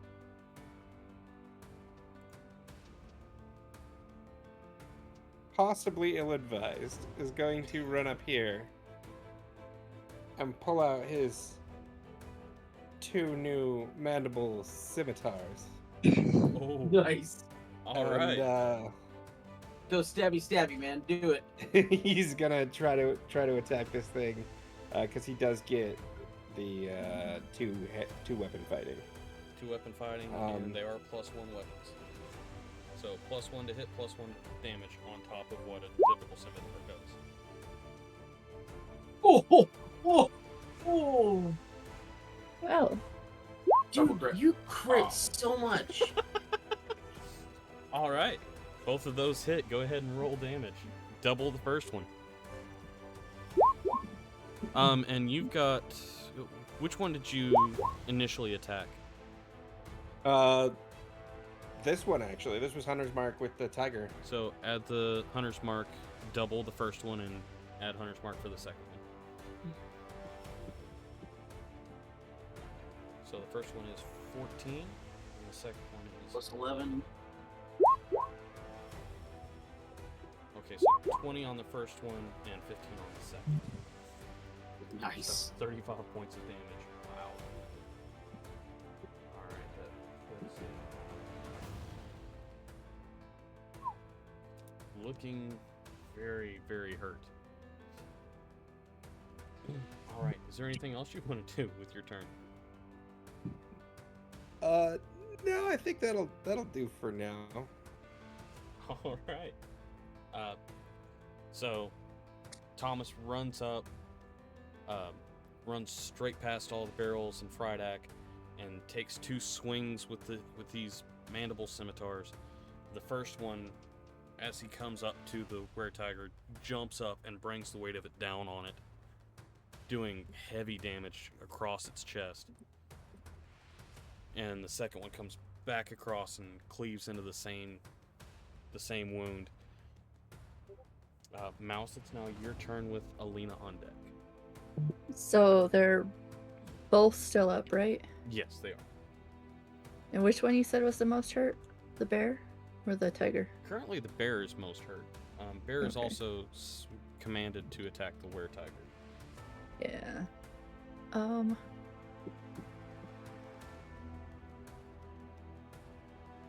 Problem is getting over there. Well, where you are right now, you have clear line of sight if you wanted to do a ranged attack. Yeah. Also, I guess I could the do that. were-tiger, or the werebear is an ally for Yeah. this round, so you don't have to force movement to get past it. But I just don't know if I could stand there. Or I guess I could get Yeah, you can around stand and there. go right. You can stand there. There's enough space for you. I know I'll squeeze in there. Yes, if you want to talk to them, it does use an action. Oh gosh! Alrighty. Go ahead and roll your damage. So that's 10 points of piercing Goodness, on how do the you guys- tiger or the bear? The tiger. It hurts. I don't know. Alright, I'd so roll that's low though, 12. but I want to try to do non-lethal damage if this is gonna. I don't know if it'll be enough to kill him. But It's not enough, but it does Yeah, okay. definitely hurt. So you're attempting to do non-lethal against these two? yeah, I think it might be better if we bring them back Okay. alive. Crit happens, right? Anything else you want to do? I'll stay there because this will give Thomas flanking. Okay. I would have had advantage, but I didn't need it. No, you didn't. Alright, Alina, you are up. Alright, there's not really a lot of room to stand beside the tiger, so I'm probably just gonna go for the bear. Okay. I'm not gonna use a spell this time. Hold on. There we go. I'm gonna use my axe. Okay. Your hand axe or your great axe? My hand. I don't have a great axe. My Okay. hand axe. Then you get 2 attacks with that because you have 2 weapon fighting. I have a huno. You have 2 weapon fighting, so you can use your hand axes, 1 in each hand. Yep. Oh, bet. 13 does hit with 7 slashing damage. 8 does not. So you take 2 swings at the bear. The first one hits, and the second one goes a little wild. And it is definitely looking rough. These things are starting to look bloody. Anything else you want to do with your turn? Any movement or anything like that? I think I'm good. Okay. It is now the werebear's turn, which has been instructed to attack the were-tiger. So the werebear is going to use its multi-attack on it. It's going to do 2 claw attacks on it. Good. The thing hurts.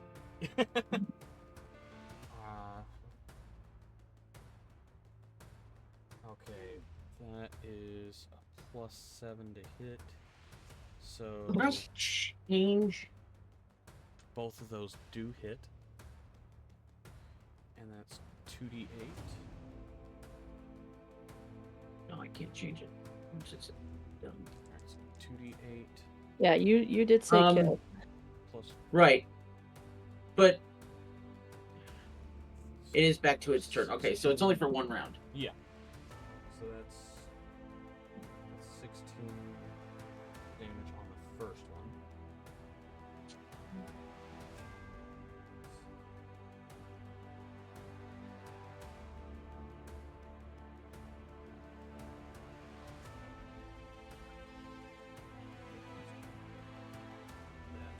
Okay. And then the second one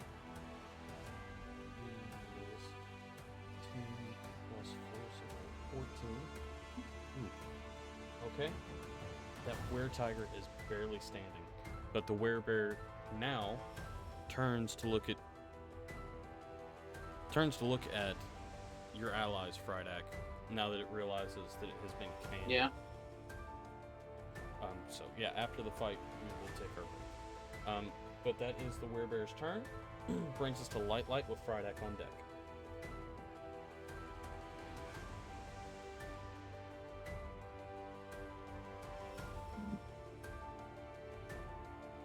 You said me?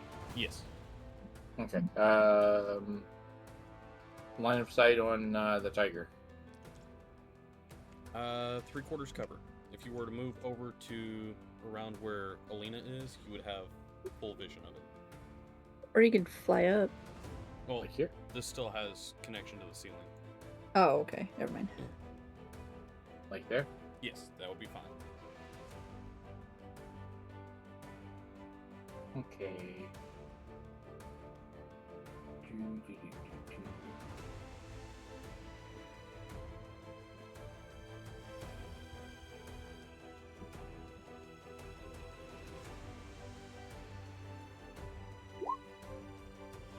We'll see. 14.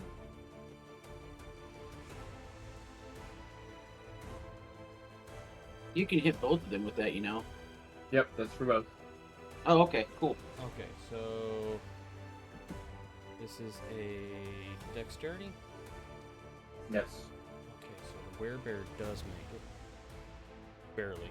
Rolled a 14 with a 0. And Barely. Second one rolled a natural 14 with a +2. So they both save on the acid splash.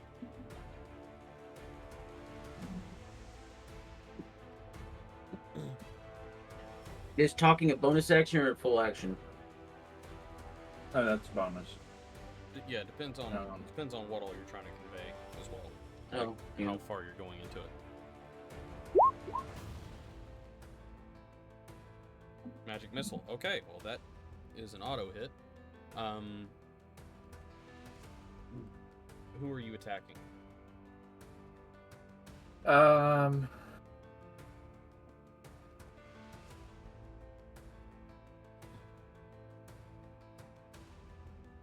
I'm gonna do 2 to the tiger and 1 to the bear.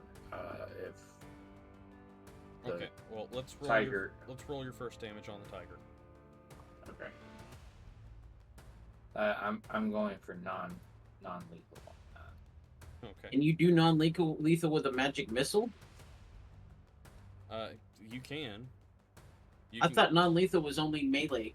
Just shoot him in the aim so for the It's shoulder. like aiming for the kneecap, kind of stuff. 4. Okay. Describe to me how you knock out the were-tiger.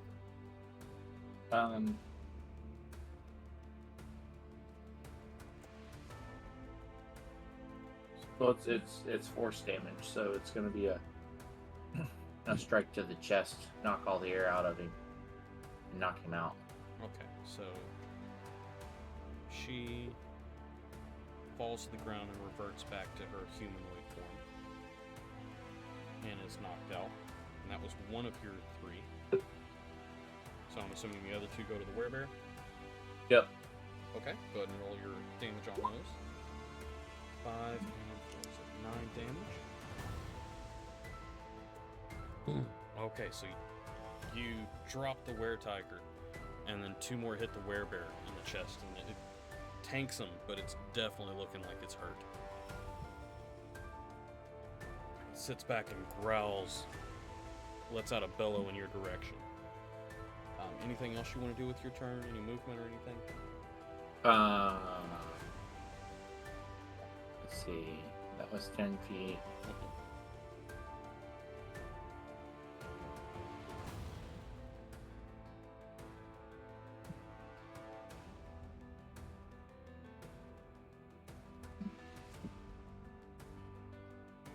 That's 20 feet. Okay, that is going to incur an attack of opportunity from the werebear.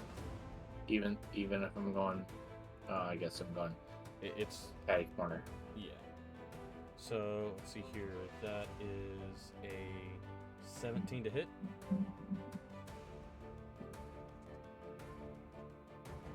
Oh, I'm sorry. You said anything over 10? Sorry? Yes, that's a hit. Oh, gotcha. Alright, so... It's a claw attack, so 2d8. Plus 4. Alright, 4, so that is... 9 plus 4, so that's 13 damage. Ow.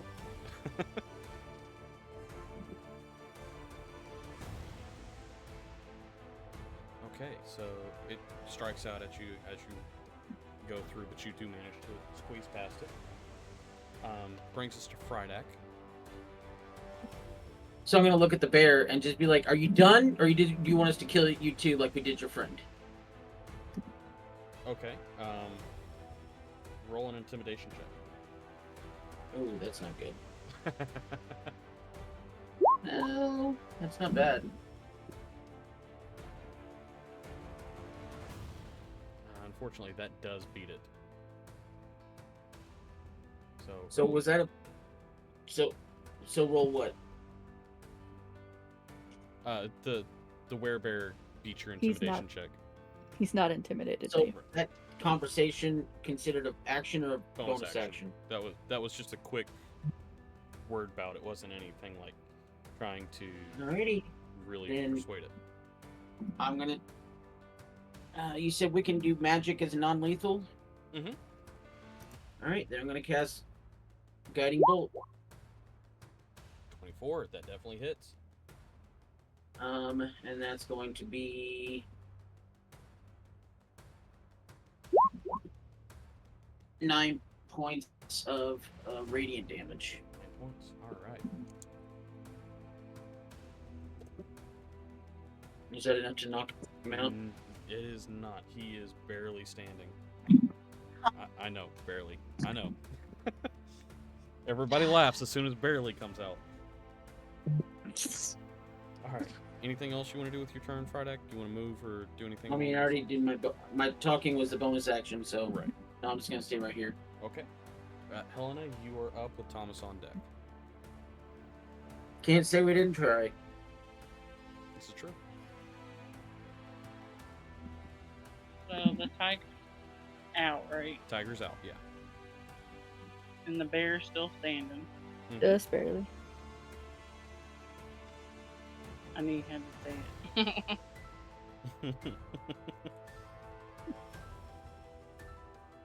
I will attack and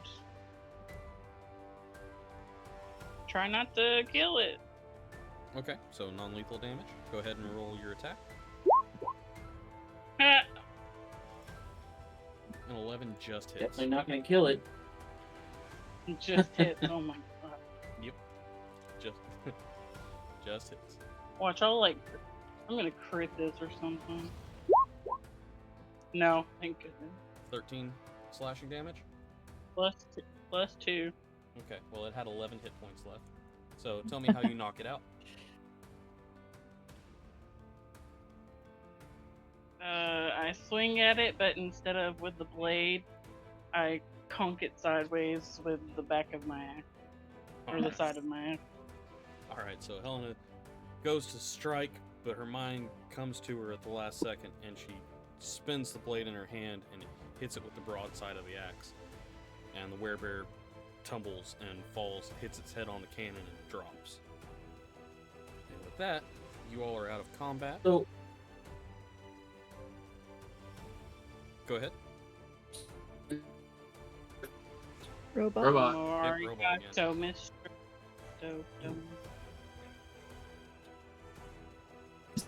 Not sure what's going on with that recently, but Yeah, my internet's going wonky too. Friday, go ahead and repeat what you said because we couldn't hear it.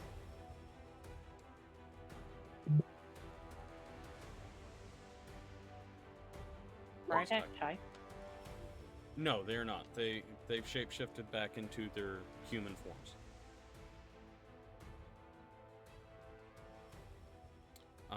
But with that, we are out of combat. We're going to take a short break, and we will be right back.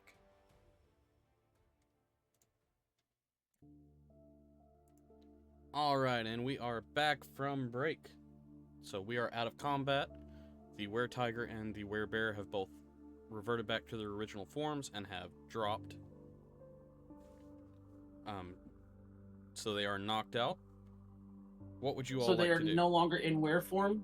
Correct. So I would like to, because I have rope on me, and I would like to drag them over by their chairs where they were sitting, and I would like to put the 2 chairs back to back and then tie them Well- together on the 2 chairs. I think we should like drag them back to the town. How far into the forest did Why? we go? How far what? Into the forest is this cave? About a 4.5-hour trip. Oh, okay. Did we find any wagons or anything on our way in? Well, why is so we can get them properly trialed and Okay, I get what you're saying, but what about us not trusting the people in town? again, we one interrogate person here? said that, not the whole party. Okay, but why are we You keep getting interrogating them? stuck on that. Why don't we interrogate them here and find out what they know before we go dragging them back into town? We could. That's what I'm But- saying. Just We could do that. I have no problem with talking to them here. I do think we should, at the end of all of this, the guy who didn't trust the guys, just because you never know what's going on, you don't know the whole story. Also, I'm an untrusting person. I do think we should take them back to town for justice. Yes. I love the fact that you all are standing around knocked out were people with a kobold crying in the corner. I do think we should try to. we can't talk to the kobold, so it doesn't make any well- difference. Well, he Can we though? there- Because he's serving these guys. And Helena there bleeding has been everywhere. one. Well, I can't. I don't have any healing spells. I'm actually. But we've gonna already come address across the one that kobold. knows You're going to common. address the kobold? Yeah, and be like, "Hello, can you understand me?" Dang it. 1 second here. Regardless of whether or not we're doing this here or taking them back, can I go ahead and tie up the 2 bad people while they're trying to talk to the kobold? Yeah, you can do that. And if the kobold wouldn't mind to go ahead and describe their character to me.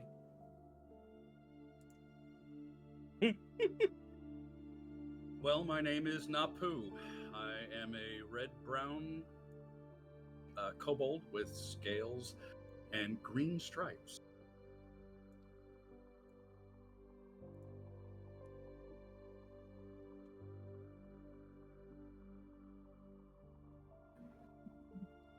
I have golden eyes. I am an adult.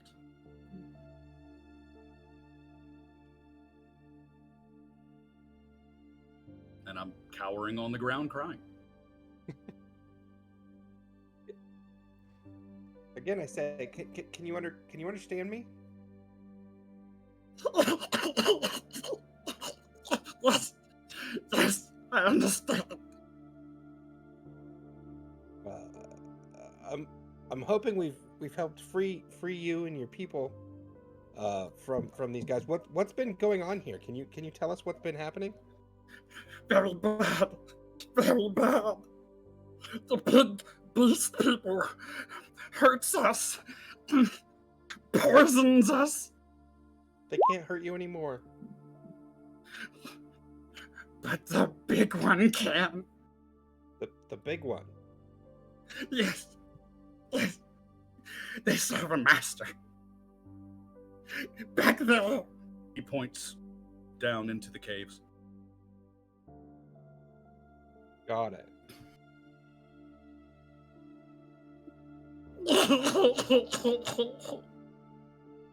Is there? What does this master look like?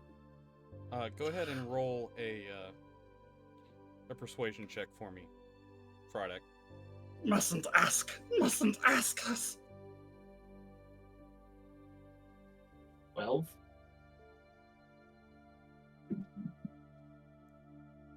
All right.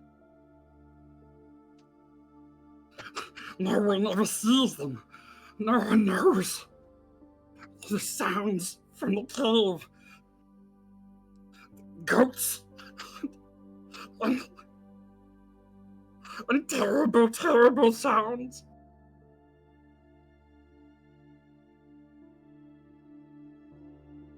Well, you don't have to worry about these people anymore. So you've never seen their master. No. No one ever returns.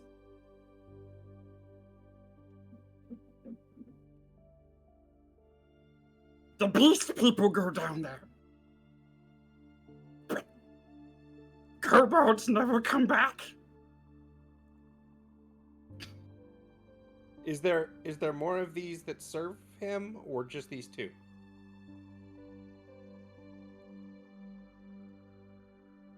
I don't know how many.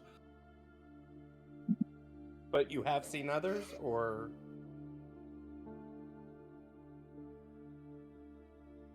Many beast people come. Many go. These two are mean.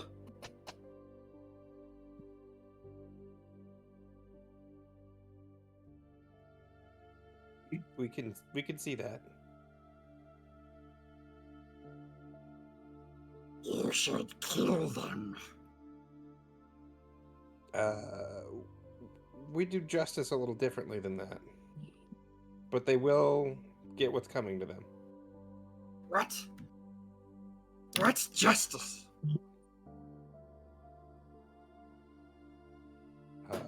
This one's all yours, Thomas. And then I'm just gonna keep tying up the were people. They're going to be in jail. Jail? Will you blind them? They blind us?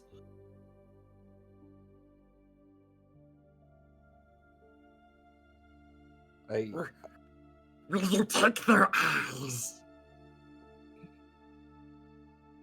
They makes kobolds no see. Make us work. And they didn't give me what's the word? No poison. Did you come from someplace else, or was this your camp before they took it over? No, this is home. I work some mushrooms, but now I'm just a thief. Thief no more. But thief's my job. You don't need to listen to them anymore. You can go back to doing what you did before. We're gonna take care of what's down in the cave. It might be best to clear out of here for a little while we take care of that, but we're gonna make sure things go right. But the blindness, I needs the no poison. You need what? He poisons us, and kobolds go blind. But we need the no poison to make no blind. So you need a cure for the blindness. Yes, cure, please. Do you know of a cure? He just points to the two lichens. I'm gonna search. They has it. Yeah. I'm gonna search their I'll go ahead bodies. and search them while I'm tying them up. Okay. Roll an investigation check for me, please. Nice. All right. Get the dots open here.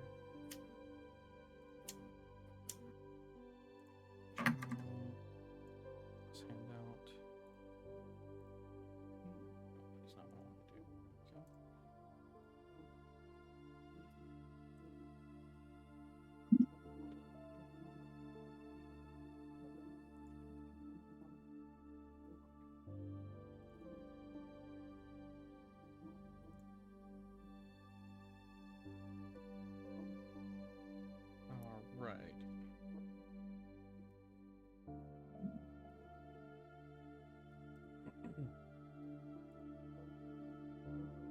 these files real quick. Get them to pop up.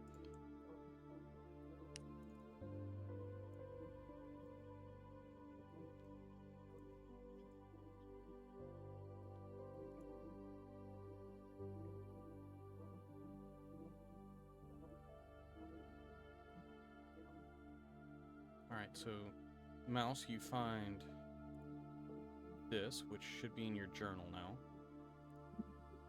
And another one here.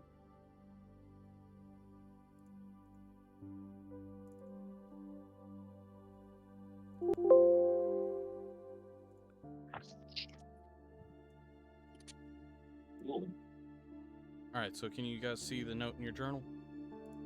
Mm-hmm. Mhm. Okay, and there's the other one.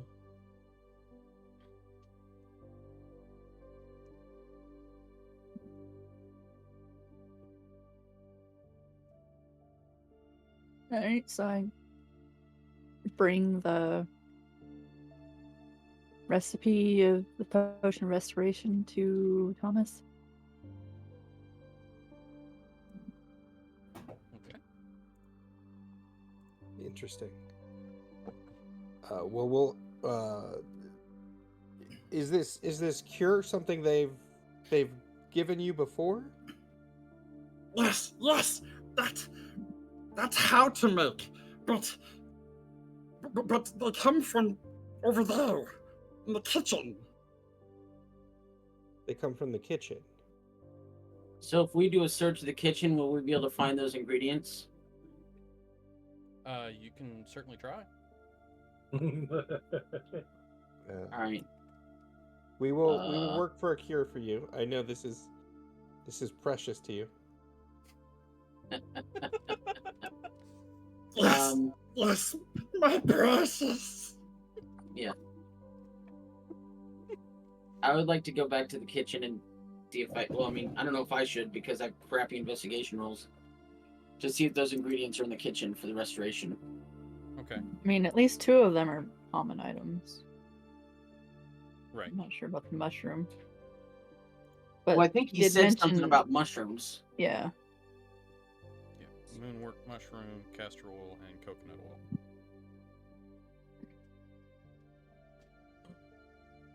oil. Okay. Go ahead and roll investigation. Nice. I actually rolled decent for once on an investigation roll. Okay. Looking around, you don't per se see those ingredients, but you do remember a place that you haven't been yet. The other door that I uncovered, yeah. Did we all know about that, or did you just know about that? Well, I moved the rack away from the door, so And it stuck would your be... Okay. face up to the door, so it would be pretty obvious. I yeah. didn't want to metagame, so I hadn't mentioned it. But So okay. while We all I'm know in the about it. kitchen, I'll go to the other door then. Okay. And open it. Okay. You go ahead and... And now you're in a battle with a dragon by yourself. I mean, wouldn't surprise me. Come on. Stop giving Come on. him ideas.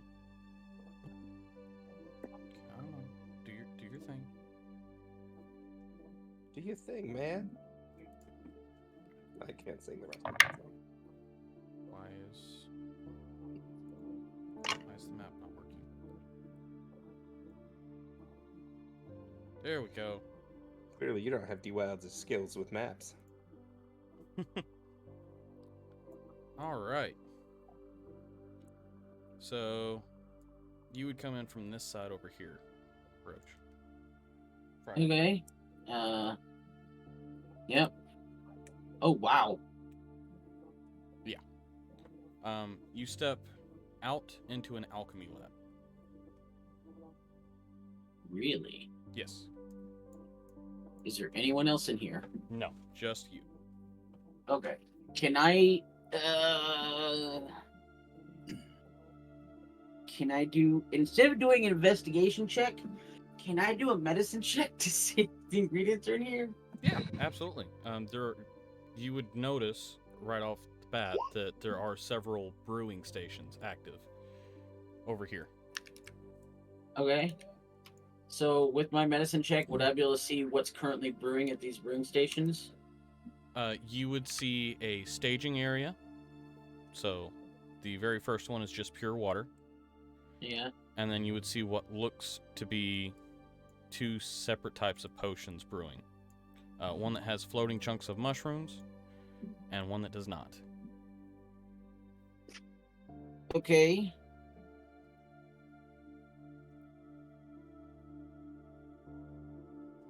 And around the rest of the room, do I see any more mushrooms or any more of the ingredients needed to make the 2 potions?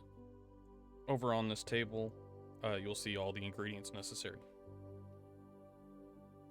Okay, so I will go back in the room, and then I will tell everybody about this lab and that they have all the ingredients needed to make both of the potions, and they are currently some of the potions brewing right now. Okay. So we should be able to give them as many potion restorations as they need, and we may be able to even teach Pooh here, Pooh, how to make the potions of restoration, so that he can continue making them for his brothers. Okay. So you've made it back into the room, and you're able to convey that information.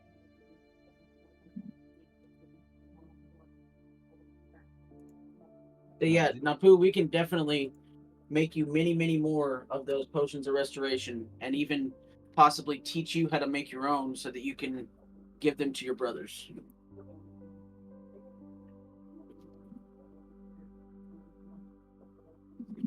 I have a question. Reg, you're muted. Go ahead. Thank you, precious potions. Yes. Is it possible to put poison on a tip of an arrow? It is. You can dip poison on an arrow, or dip an arrow in poison. Are you gonna dip your arrows in the potion of blindness? Because that's I was- awesome. I was thinking about it. I think it's a great idea. Blindness arrows. That makes 2 of us.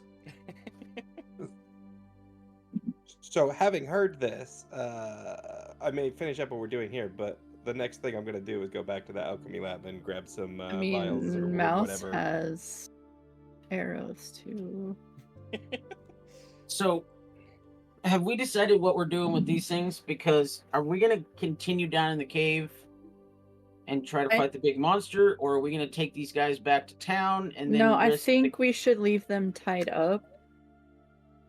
Okay, probably not in the care of Napu. No offense, but he wanted to take their eyes and possibly kill them. Probably So do some bad things. So I'm going to make a leap here and say they look kind of strong. I don't think rope's gonna hold them. Oh yeah, that's a good point. Is there any kind of cage or place? I that would think hold I these did creatures? see some cages in the alchemy lab. You did? I don't Yes. know All what was 3. in them, Yes, but yes. I did see some. In the kitchen. Cages. Many cages. Well, no, they have to be big enough for these creatures. You can chop them up. Tiny pieces fit nicely.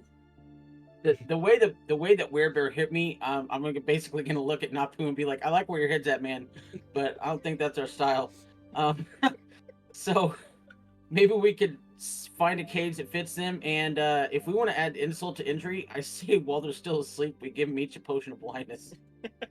Actually, yeah, Yes! that's a good That's idea. fair. Vengeance. Yes, vengeance, exactly. Is this justice? It's close enough for now. I like justice. All right. So I guess I would probably start trying to transport these creatures, assuming I will also have help. Yeah. Yeah. Although they're humanoid at this point, but Nope. Can I pick the lady up? Oh yeah, easily. Okay. So I'll Beard. pick her up and carry her into the alchemy lab. Can I run into the alchemy lab and grab a cart and pull it out? Yeah. Okay. Napu runs off into the kitchen, comes back with a cart to load up, the bodies. Awesome. You're the man. You're the kobold. For justice! Yes, exactly. For justice.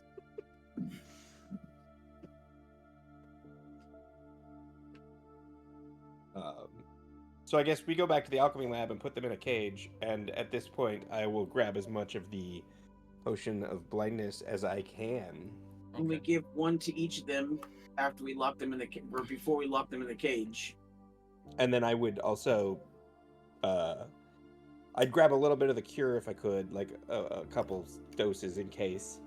Okay. And dip my arrows in the potion of blindness as well, so all of my arrows are currently Oh boy. Quick question to the ready group. to go. So are there a lot of like potions that are like already brewed and ready to go? So it's not necessarily a potion that is already brewed, like in vials. This is a vat. Okay.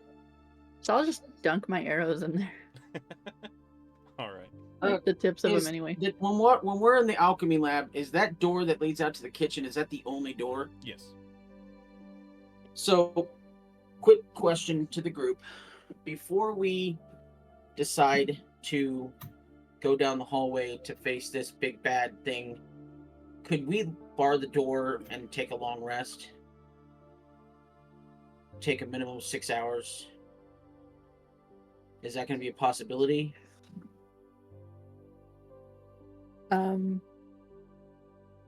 Because I mean, I'm not I'm down against a lot of it. hit points. I know Ellen is down a lot of hit points. Yeah, like if I don't rest down or half. somebody doesn't heal me, then we go into a fight. I'm going to a fight almost half health then. And I've got 2 spell slots, one of each level. You help Napu. Napu will help you. I'll watch the door for you while you rest. There we go. I mean, I can be a sentry too, but I would love the assistance. And then, Mel, I'll take you into the cave so you don't get lost. And look at that, we have a guide. You helps Napu. Napu helps you.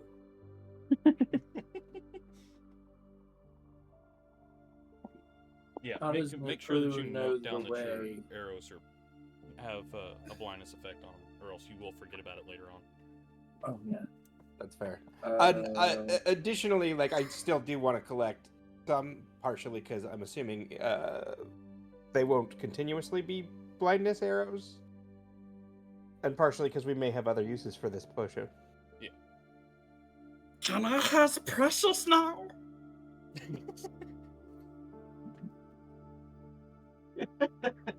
Napu can't watch the door. Napu can't see. Oh, is Napu blind right now? No, not Oh, yet. I thought Frydak brought back. I will be if I don't get the precious potion. So let's go ahead and give him all a potion of yours. restoration then. Yes. Wait, was he blind? He was not No. blind, not yet. But they Not- had. Whenever you walked into the room, you heard them say that I didn't give him any with dinner tonight, and he's been crying his entire shift. Mm-hmm. So, So once something is blinded, it may not ever be fully cured. not necessarily. It may take multiple doses of the antidote to get it to where it's no longer blinded. And it's also a slow-acting blindness potion Oh. Okay. in small doses, which is what they were given. Okay. Napu takes the precious potion of restoration drinks it, and sits on the ground with a sigh of relief. This also, if you remember the situation of Thomas tripping over the kobolds in the door. I remember those. It makes that make a lot more sense. Oh, that's why the ones that I passed had their hands out and they didn't. Well, that's why I was Okay, asking that if they makes a lot had of blind sense. vision or a night or dark vision, Yeah. because I thought kobolds did, but they were actually blinded. Yeah, they Alright. do have dark vision, but they couldn't see. So do you guys want to take a long rest then, and then we can go down the tunnel and? Yeah, we can. Okay. I'm not against it. RP wise, I have a little bit of a problem with it, but outside of that, no. Why? Well, we woke up what, an hour and a half ago? Well, we traveled for almost 5 hours. Yeah, you traveled Get for here. almost 5 hours to Oh, get there. Okay. Okay. You want me And to also- go into the next fight with half health? Yeah, I was gonna say the other thing is half of your party has half health, and all your spellcasters have very little spell casting ability left. Yeah, Yeah, I have no level Get 2 that. spells. that battle hurt. You can always go fight it yourself. No. Yeah, yeah, go fight it yourself. I can stand there and watch. I mean, I mean, I do have these arrows of blindness, so I'm good. All right, Okay, so well- I can't rage anymore today. while we're doing Right, the yeah. long rest, do I need to do any perception rolls, So- or is Napu helping me? He is watching the door. You said that you were gonna bar the door. Yeah. Okay. So if you bar the door, just give me one perception roll. Okay.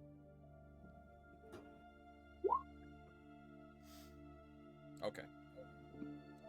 You're able to go through the. I also, as we start getting ready for our rest, I do go over to Frydek and whisper, keep an eye on him too. Just because I'm worried that our new friend here may try to do something to the caged creatures. Oh yeah, yeah, that's a good point. Aren't we barring him on the outside of the door? No, That he's seems kind of cruel. I mean, what's he gonna do? Blind them? When Thomas or remove tells their eyes, Frydek, or stab them. when Thomas tells Frydek to keep an eye on Napu, Napu is standing in front of one of the cages with a very, very malicious grin on his face, fiddling with his dagger. Napu, Napu, they're okay. We got this, buddy. Remember, vengeance. We blinded them. Yes, We're good. just enjoying this so much. Okay. I'll go watch the door.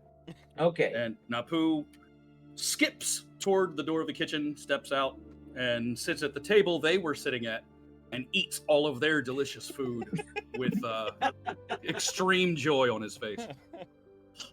Napu's free.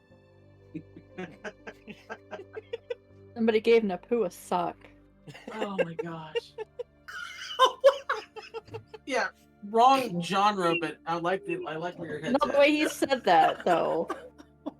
Dobby is free. So I he's was thinking. like full I was Dobby, thinking- like we're I was half thinking Dobby, second half movie. Gollum. Oh, I love the sock reference. I love it. All right, so you are able to successfully go through a long rest, so you can go ahead and check that box and get all your stuff back, heal up with no Hey. issue. Hey, so quick question. I'm gonna ask every time because of what just happened to me. We fought 2 wyverns and we just fought 2 were-things. Can we maybe get a level before we go down the hallway of death? Maybe just get Just a out of ticket. curiosity. Do you really want to try I mean- and level up before you go down the hallway of death? This was a good This is a milestone, man. We're not done with this You're dungeon. not done with the milestone yet. Yeah, well, okay. Far I'm just cry. thinking maybe I can get some more hit points so I don't get dropped instantly again. We do have a hit Alright. point sponge over here. And by sponge, I mean he'll mop up a little bit. All right, everybody ready? Napu's not sponge. You're right. You should Napu be is careful. He can hear you. Napu is our guide, not a sponge. All right, Tricksy Napu, adventurers. you've got your map, right? Yes. Okay.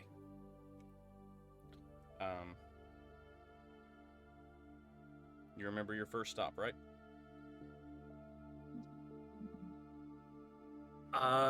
Number 1. Yeah, number 1. Yeah. I didn't know if I was doing that by CR or not. No, you're going in there regardless to get the thing that I've got listed for you on your The Okay. real question is. Oh, who I does don't number have one that work yet. for? Right. Gotcha. I have to go get that first. Okay, cool. Yes. Yep, got it. Okay. The real question is, who does number 1 work for? Oh gosh. All right. Guard. So That's this, just to make sure that's the thing from the DM guide. yes. Oh, nice. Okay. All right. So you all are going to be following him blindly. At this point, he's going to give you a description of what you see, and he is going to be your guide. Can I pick? So, can I pick up a rock and cast light on it again? Sure. I mean, for that matter, I have torches if we weren't worried about being known. What? I'm saying. Basically, what I'm saying is you're not going to have a map. Me and him have a map, Oh, got it. but he's guiding you. Okay. And yes, you That's are what I doing was this gonna by the CR, so you got a 12, I believe. That was for information. Okay.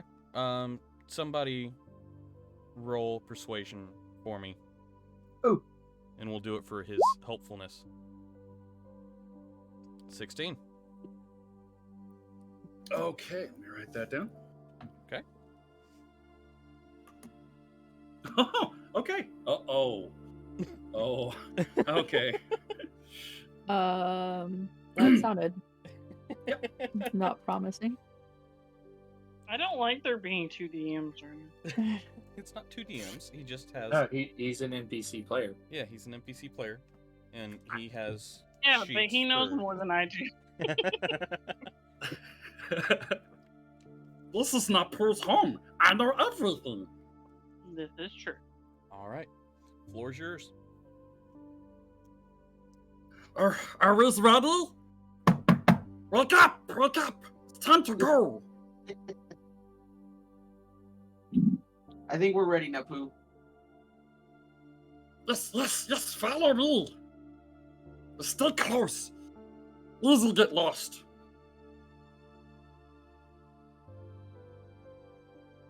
So Napu leads the way and takes you into the caves. Veers left. Continues to walk through a very rocky, completely dark inside, other than the light from your light rock. Oh, I glow. And the glow from the From the fairy. Yeah. Yeah. We pass through a large room, then to a narrow passage on the left, and a small door. Well, medium-sized door. Some of you, Frydek, may have to duck. All the doors in here are going to be larger than a kobold, but the lichens had to, duck to get through. We pass through another door into a small chamber. Anyone with dark vision can see that there is a bridge to the right and a small door to the left. This way! Must get the special thing! Special He- thing? Takes off to the left with a bit of joy in his step because he's feeling much better now. Opens the door, skips through the door, and runs into the left side of that larger chamber.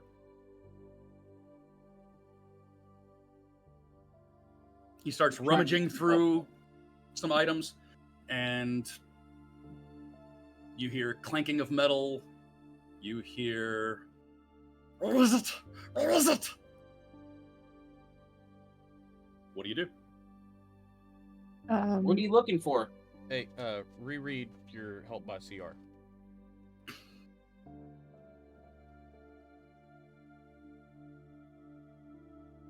Oh, right. Be careful here. Watch your step. As he skips through the door. Thanks, Beer. You're welcome.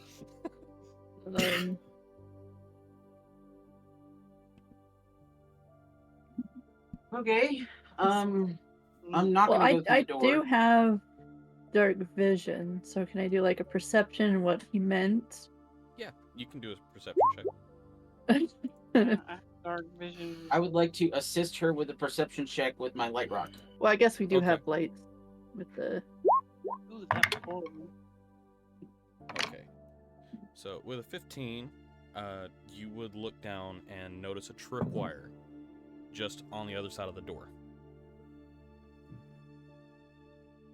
Where is it? Where is it? Must find. So I'll look to Mouse and say, "Hey, can you do something about that?" Yeah, sleight of hand. Yes. Maybe. 13. That would be enough. You would be able to notice that this is a tight tripwire that goes through an eyelet in the wall, and then the tripwire goes up. You look up, and it is holding a trapdoor shut. So you would need to, with your sleight of hand of 13, you'd be able to snip the wire while holding it, and then tie it off against itself on the eyelet to hold itself tight.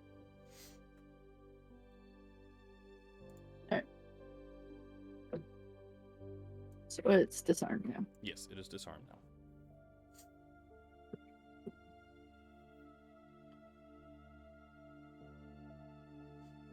I guess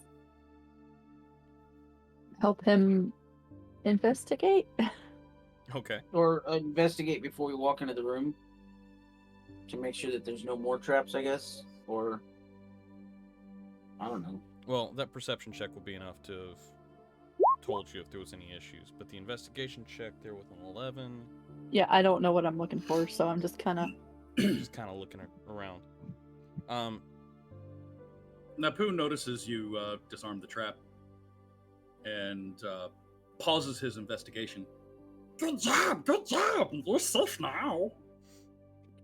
Okay. Go ahead and, well, yeah. That rolls up. Go ahead and roll your investigation for me there, Napu. Oh, come on. Nat 20! Nice. Okay, you found what you're looking for. I put the cam up. I don't know if you guys can see it, but I pull out a ornate blade with a meticulously crafted sheath. I draw it, hold it up, look at it, and smile with this really creepy, toothy grin because I'm a kobold. Put it back and fix it to my belt. Yes. Yes. Special precious. Now, Napu's ready. That's a very nice blade, Napu. Thank you. If you need anything, you helps kobolds. Please take what you need. So Napu shows them the armory of the kobolds, and actually, Beard may know more about what's in this room. Okay. So, looking around the room, you do notice various homemade tools, a handful of rusted weapons, And some of the more special crafted weapons that you see are a large wooden staff with a string wrapped around the end of it and a scorpion stuck to the end of it. A live scorpion? Yes, a live scorpion. Can I look at that staff? Yeah, absolutely. What would I need to roll to try to figure out what this is? Another investigation check. Come on. Ooh, 15. Okay. So this is a normal staff. Whenever you strike an enemy, you do the typical quarterstaff damage plus 1d4 damage from the poison stinger. Yeah. Awesome. All right. That's a nice stick. That's funny. You also see a skunk in a cage and a vial of green liquid? Question mark.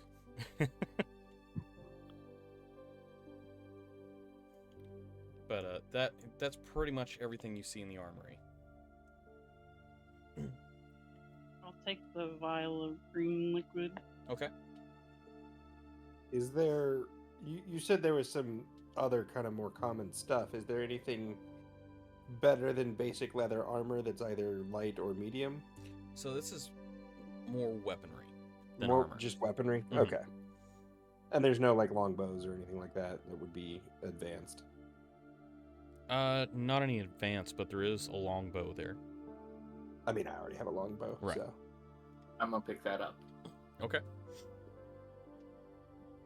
All right, so go ahead and add that longbow to your inventory. Roach will have to figure out a way to work your quarterstaff. You probably could just add a quarterstaff or make a custom item that does 1d4. Yep, that's what I'm going to do. Okay. It does an additional 1d4 poison Yes. damage. I'm curious about the skunk. Okay. Is it just It's just a skunk in a cage.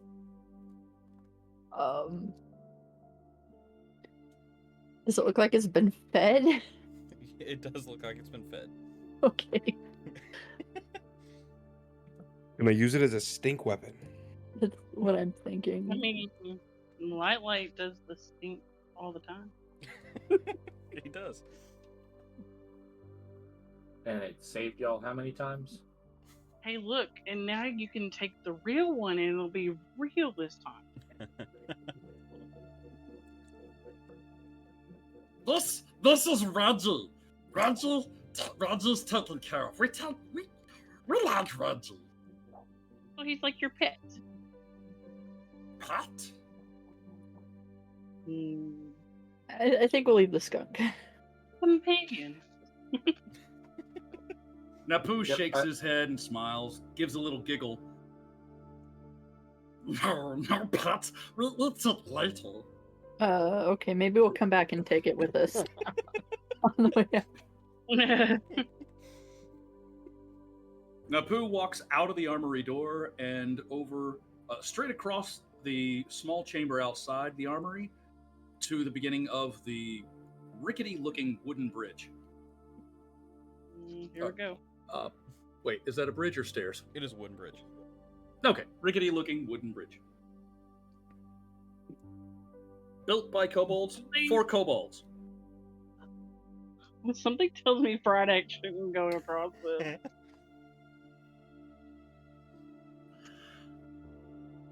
This way, new friends. Sturdy, look. Napu walks out into the middle of it, jumps, holding the ropes. The bridge clacks and cracks and wiggles and moves a lot, but can obviously hold his weight easily.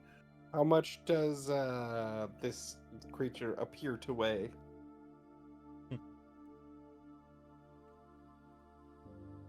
If I'm not mistaken, I put I don't the remember the weight sizes. on your character sheet. Let me see here. Oh, you did? Maybe not. Maybe that was on mine. You weigh 26 pounds.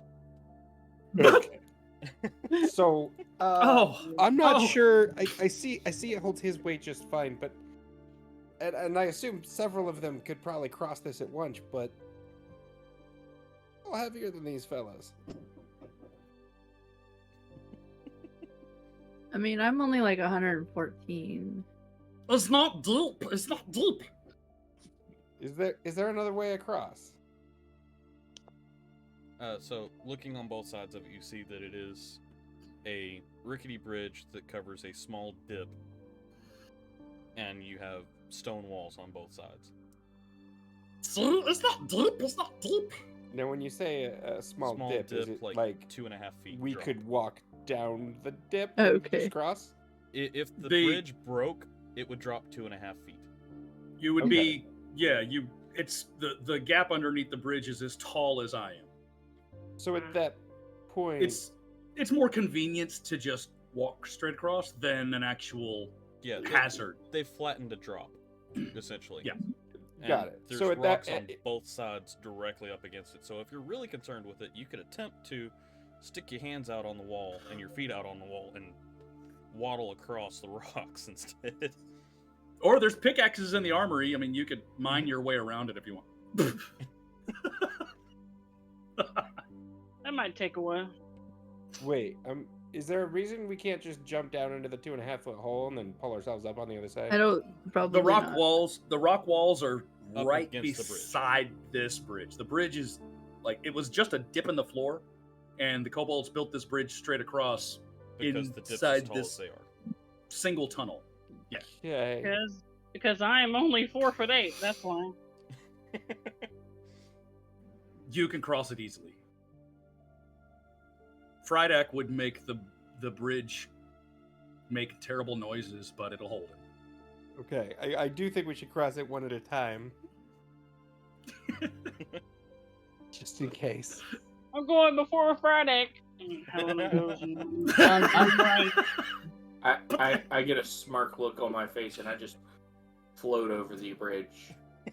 Oh my god. I will go. Somebody make the Tinkerbell noise.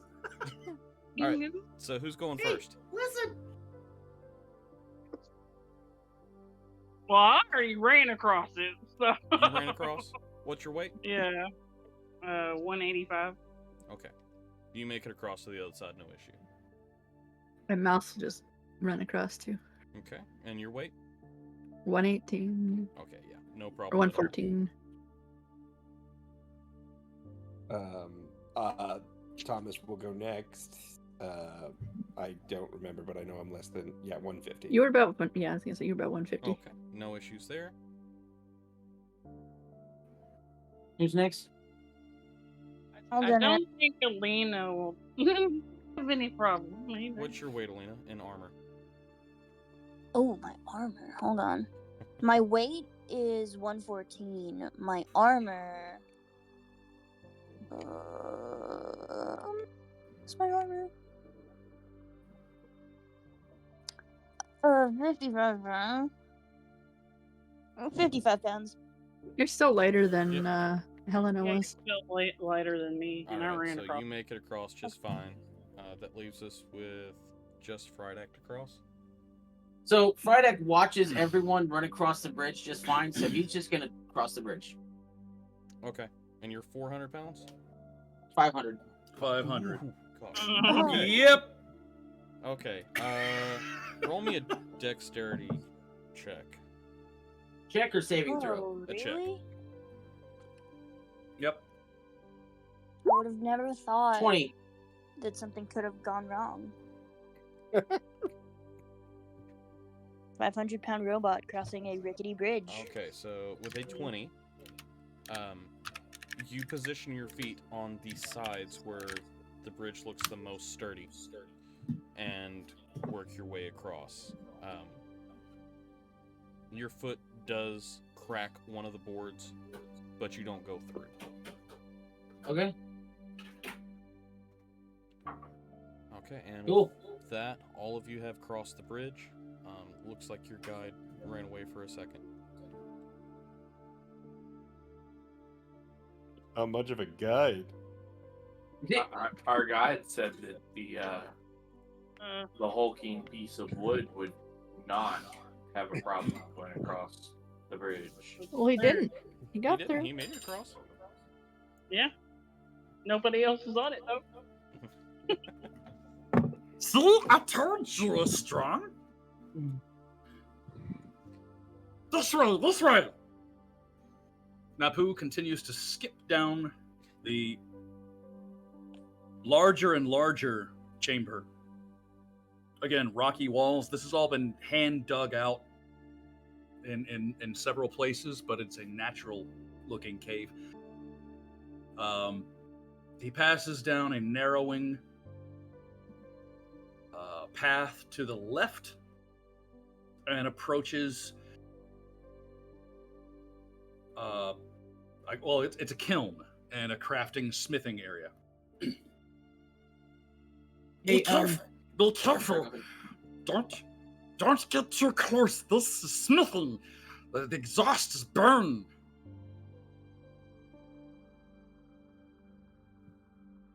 So hot.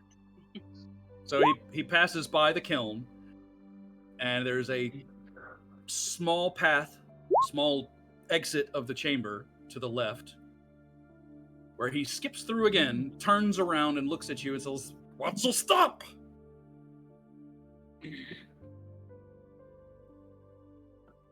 All right. So who's following through first? Perception check first. Okay. Oh God, why? Oh God. You look and you just see Everything rocks on looks the floor. fine. what Well, was look, from where I am, I don't know if I need to do disadvantage Thomas. because I'm further back. Thomas, you look and you see one stone that looks out of place. A little bit more flat, a little wider. that? Napu is pointing in the middle of the narrow passage, but he's not getting too close. All right, so I'm gonna point out that stone seems a little odd. We should probably avoid that. Okay. So, do you make your way Yes, through yes. avoiding that No stone? stop. I'll follow, I guess. Okay. How wide is this hallway? That hallway would be... That doorway would probably be about 6 feet wide. So here's the question: can Friedak get through this area without stepping on the stone in the middle? Oh yeah, Yeah. it's just one of the stones on the floor, Okay. and it's let's say it's on the right side. So Friedak will follow Nepo's. I keep messing up your name. I'm sorry. Nepo. Is it Nepu. Nepo? Napu. Napu. Napu. Sorry. Friedak will follow Napu's instructions and avoid that stone. Bless you. That's my name. Oh, okay. That's the best. That's the best I could do instead of Gollum. It was I I'm like just it. gonna call you Pooh. Gollum. Oh. Oh, that's funny. You can call me Pooh-chan if you want to. Yeah. Pooh Tang? All right. No. Oh, Oh, here we go. oh Alrighty, no. who's next? All right. So, everybody's making their way through the doorway, avoiding the rock, correct? Yes. Okay. Lead on, Napu. Can I investigate the rock?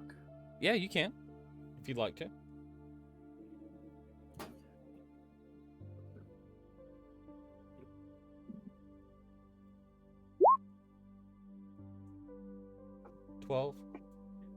Be careful. Don't touch it. It looks like a pressure plate of sorts. Like a handcrafted pressure plate. Okay, it doesn't look like a button. Good. No. I mean, technically a pressure plate's just a big button, but... Oh, button? Go ahead. No, No, I like I have no interest in it. It looks like a rock. Okay. All right, I'm gonna flip a coin here. Let's see what he's doing. Oh, okay. This way, friends. Napu leads you through the next chamber, curving hard to the right to another opening of a cave to the left, and he gestures in that direction. Kobold sleeps there. And he continues walking into a longer passage, about as narrow as the passages we've come through already. He's about 20 feet in front of you. Oh, when you say kobolds sleep there, is there kobolds there now, or is that just a place that used to house kobolds? Yes, yes. They're sleeping. So don't make noise. Let them rest. Should we get some Oh. allies for what we're about to do? Allies? What says allies? Friends. Friends? You can have our kobolds as friends. You helps us. But friends know go where you go. Friends no help there. Yeah, Kobolds never come back. I don't think it would be beneficial to really bring any. No, because they just die instantly. Yeah. That or attack us because they're more scared of it than us. Napu looks at you with a sullen, sad, but agree look. Yes. Kobolds no help. Kobolds Very scared. helpful. You're very helpful. You're just a little squishy. Yes. A poor squishy. New friends strong. This way. Napu walks further down the narrow passage and points off to his right. Napu used to work there. That's mushroom farm. And points off to the left. Kobolds dig for shiny things. Shiny things we takes down there. And then Napu, with a shaky hand, points directly in front of him down the darkening corridor that we can't see yet.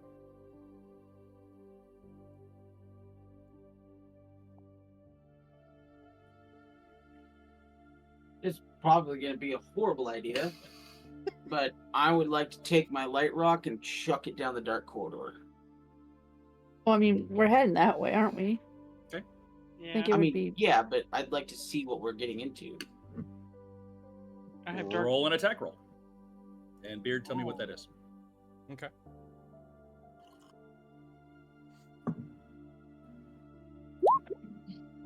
All I can see is traps rolls. Once again, Mm. once again, he throws the rock directly at his feet.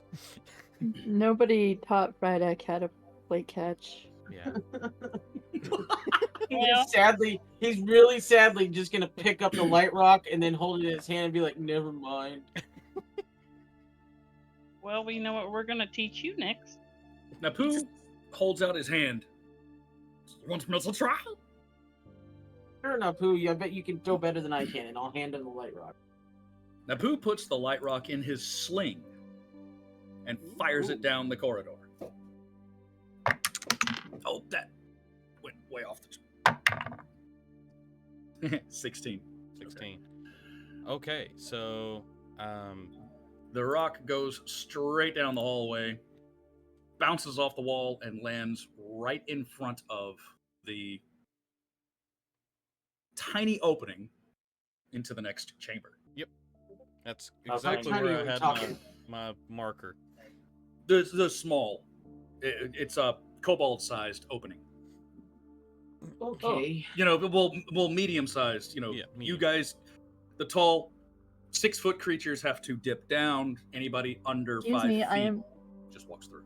I am 5'4", so I'd only have to crouch a little. Yeah, you just kind of dip your head. So All right. Napu looks back at you and says, see, that helps. And he You did skips help down the very much. hallway. Thank you. He takes a second, looks back at the doorway to, or the cave entrance that he pointed out on the right. I can't wait to farm mushrooms again.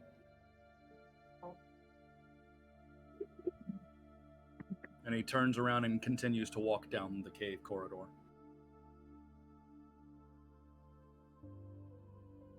I'll follow. Following, Yep. following. Everybody follows. Napu gets to a wide area with a medium-sized opening. Turns around and looks at everybody. Okay. This is where kobolds no come back. But I help my new friends. So watch your step. You see Napu step through the opening, hugging the left side wall, into the next chamber. He backs up about 10 feet and calls out to you.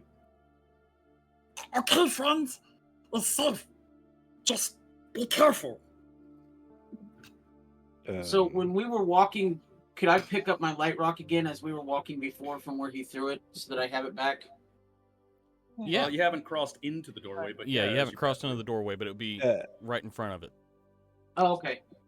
Every time he says "be careful," there's usually something amiss. We should have a good look, and Okay. I'll take a good look and just see if there's anything. Well, I'll have a bad look. Okay. Well, what you do see with that perception check is Napu standing 10 feet inside of the corridor that he just walked through, yelling back at you, "See, it's safe now." And then you hear, Oh gosh, that scared the living crap out of me. and Napu dragged into the darkness. No, Napu! I'm just gonna pick up the rock and then I'm gonna go the latest place that I heard him. But I rolled perception. Yes, I will roll perception. No, I did. Oh, that's a good idea. And I rolled a net 20. Nice. Okay, there you go. Nat 20. Okay, so with that, you would be able to see inside of the room. So this is the corridor that you were just coming through. Okay. So you would be walking through there. He told you to watch out, and Napu got dragged from here, this direction. Okay, so I said earlier that I was gonna. I'm guessing the rock was here. The light rock was here. Yeah, Light Rock was right over here. So as soon as I picked up my light rock, as soon as I hear him scream, I'm taking off after Napu. With my light rock, hoping that I can see him. Okay. How did you enter the room? I went this way. Hold on a second. Specifically, the area he told you to be careful in. Awesome.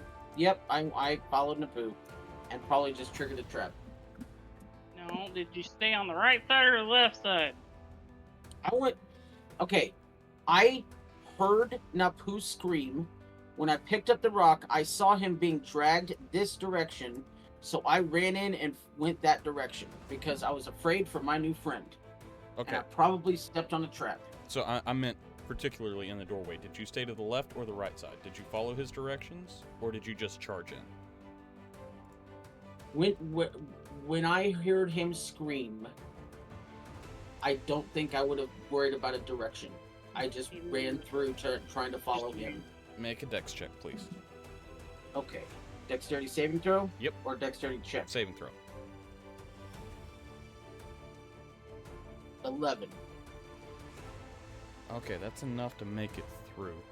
Oh gosh. Yeah, you all watch him charge into the room, and as he steps, he stumbles as his foot goes through a pitfall, and he falls to the floor, rolls, and gets up and continues running.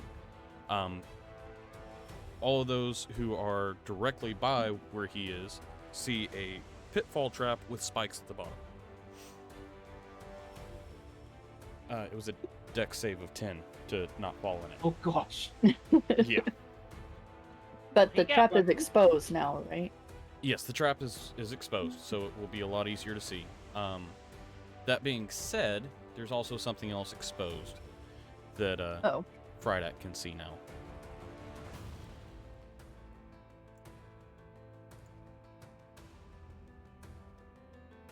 Get this thing to expand to the correct size. Oh, the correct size. Awesome. Okay, that looks like a chimera I know what that is. or This is not manticore. good.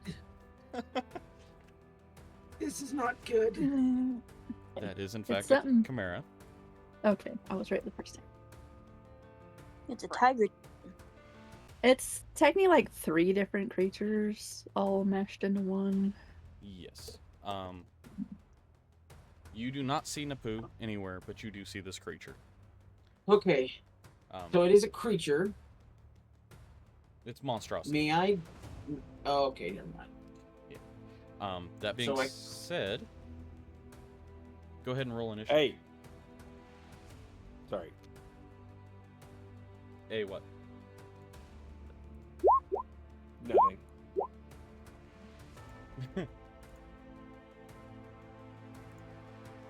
All right. Get. Initiative roll.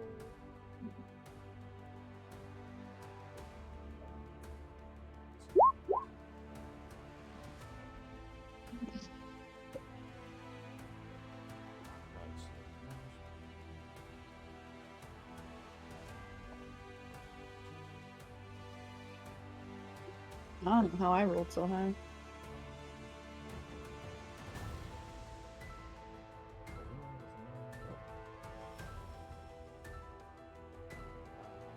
Thomas will go first because he has higher initiative bonus. Right.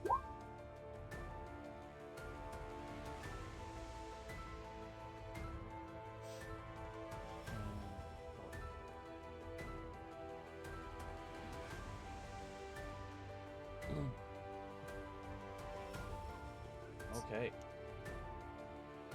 So, we're going to start this show off with Mouse with Helena on deck.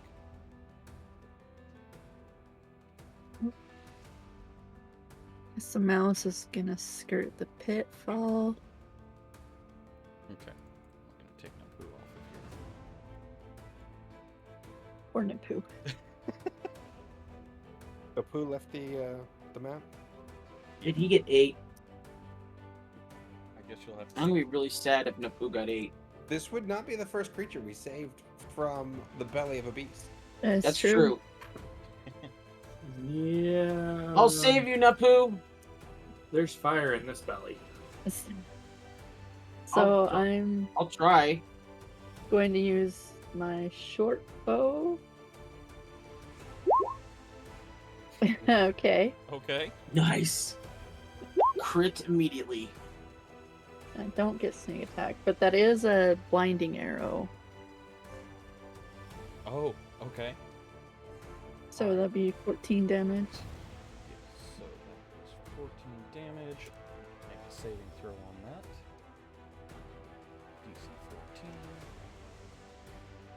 Is a natural 13 plus 4. So it does make the saving throw on that. Okay, I got more. Alright.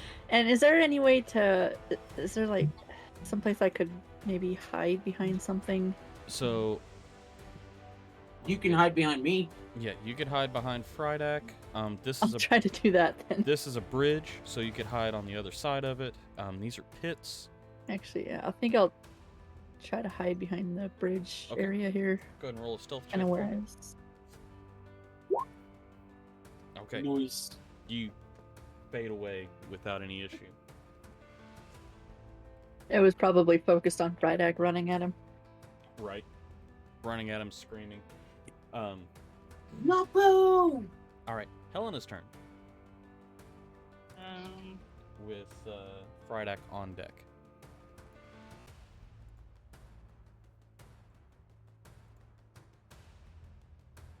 I can only go to there.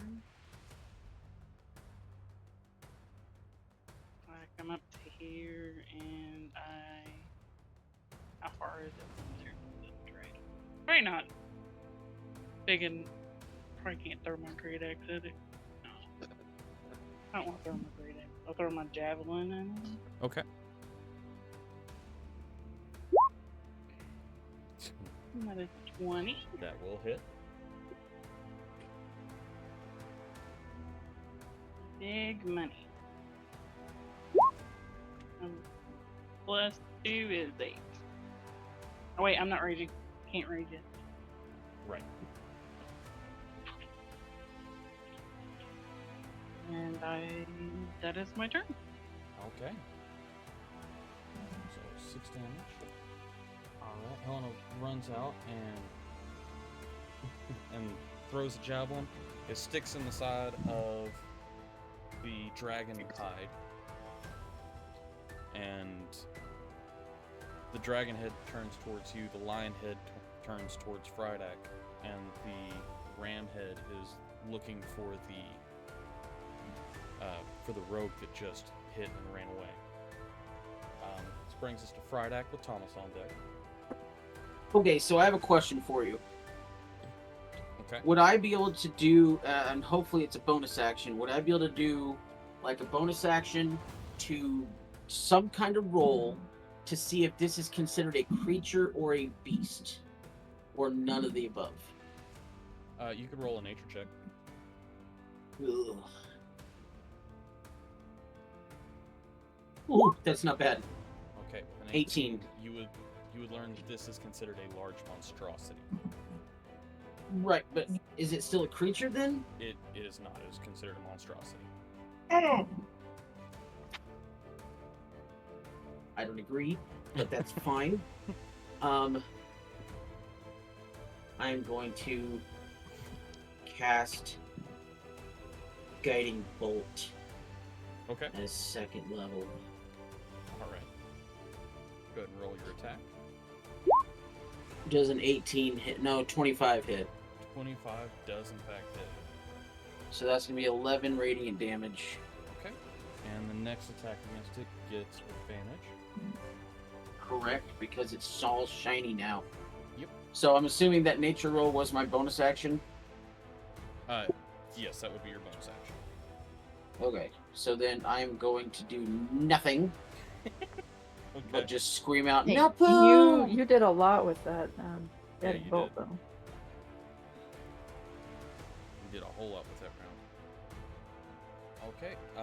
That brings us to Thomas with Alina on deck. Alrighty, I'm going to come up and kind of stand on this bridge so I can get a nice little bit of height on it. Okay. I'm going to use my bonus action to put Hunter's Mark on it, Okay. and then I'm going to shoot it with my longbow. Okay. Go ahead and roll And your attack. did you say I have advantage on that? Yes, you do. Mm-hmm. Thanks to the guiding bolt. So close. Come on, oh, come so on, crit close. machine. So close. It was a 19. Okay, so that does hit. Go ahead and roll your damage on it. So, And I also get that. Not a lot. Now here's a question. mhm. This creature is within 5 feet of itself and is multiple creatures, Okay. can it be considered a horde? So, this is not considered a horde. This is a singular creature. Okay. Had to try. Nice try, though. You said it wasn't a creature. Well, this Whatever. monstrosity. This living thing. I'm just kidding. Because, you know, I shot the lion, and then now there's, like, this ram. Like, I was just thinking... All right. I tried. All right. Anything else? That's all I can do. Okay. So that brings us to Alina with the Chimera on deck. Okay. Let me see.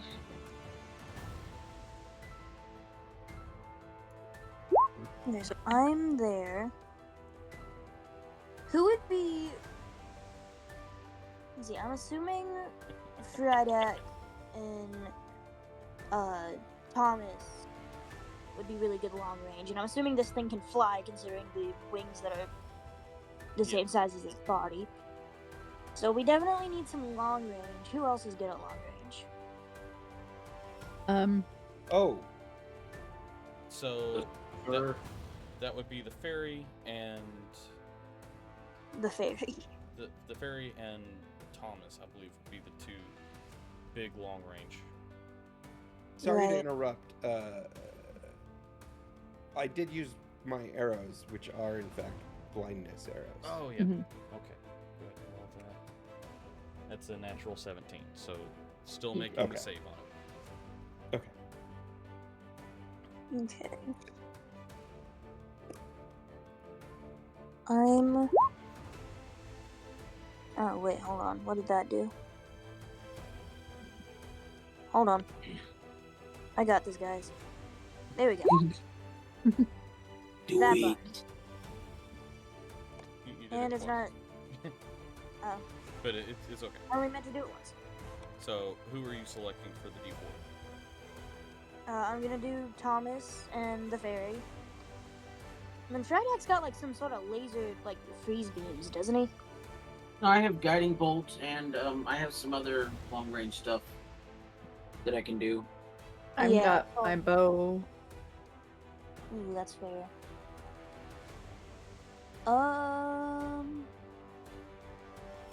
I don't think rock, paper, scissors is a thing in this times. But dice are. But dice, sure. You guys can roll for it. Or I just mean, you roll a Helena- dice. so Helena does hit really hard when. So she's probably gonna do more like raw Yeah, damage. if you're gonna give it to a third person, I'd give it to Helena. Yeah. I mean, Yeah, that's fair. I don't have spells and stuff that I can cast. I'm strictly. But it's hit. gonna go towards your attack rolls. Yeah. Yeah. I'll give it to Helena, assuming that this thing is gonna come to the ground at some point in time. I think it is. It's Isn't on the it ground currently. Oh, never mind. Yeah, you can have it. I was confused why you were targeting ranged people. I do have a question. gonna How sl- high is the ceiling in this room? It's a 25-foot ceiling. Okay, so it can go up. Yes. You probably already said that, and I just... I can just No, you didn't. You cast didn't Tasha's miss it. hideous laughter at him. Make sure there's no townspeople around for the. I think we're safe. And then, okay. So I'm gonna cast that. And then I'm gonna... Oh, I can get, like, right in front of this thing. Okay. I'll go there.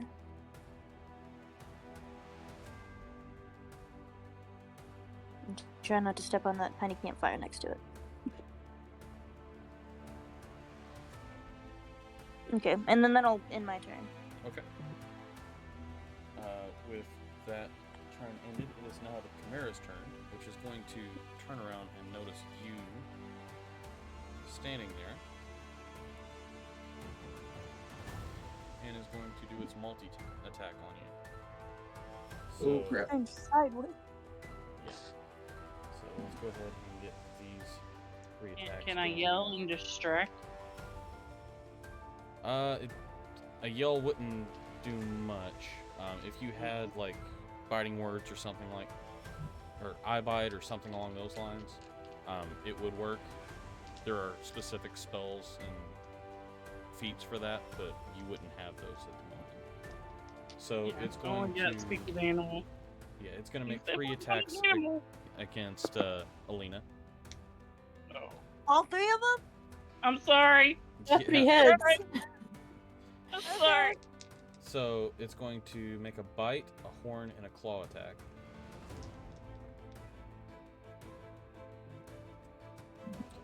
Alright, Okay. so the bite attack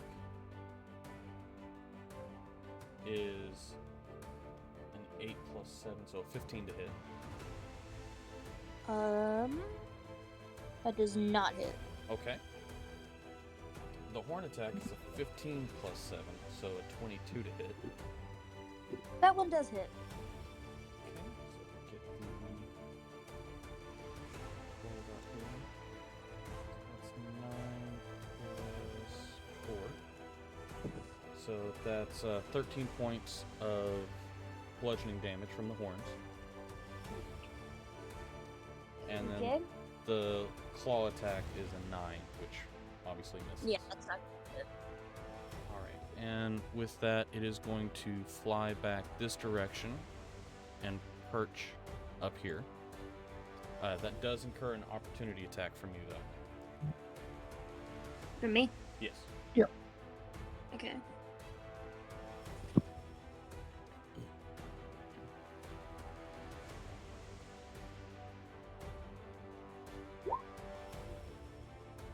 A 12 unfortunately misses, though. So you swing and miss as it takes off and flies back and perches. That brings us to light.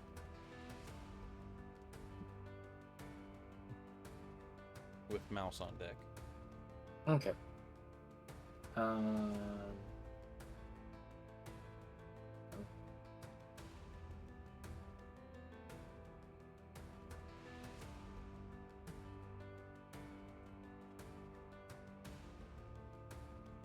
Well, I thought I equipped it. It's got the check mark.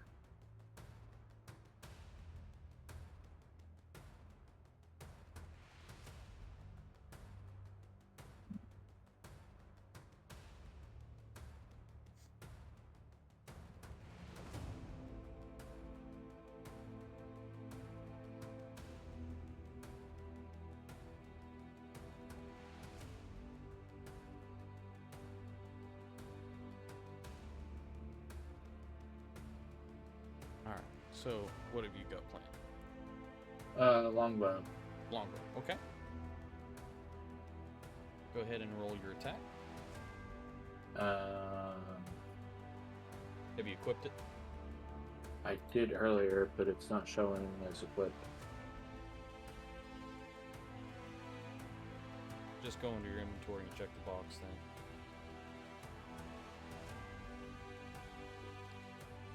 You may have to unequip your short bow to be able to do it.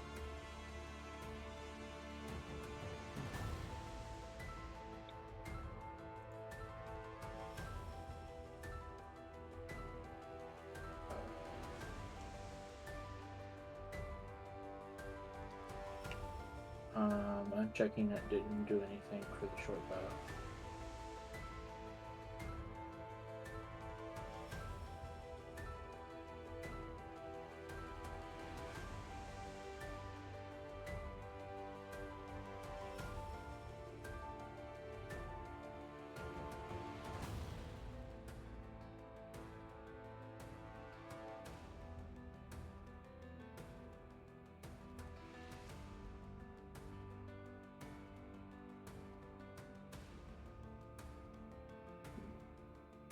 And it's still not equipping for you? No.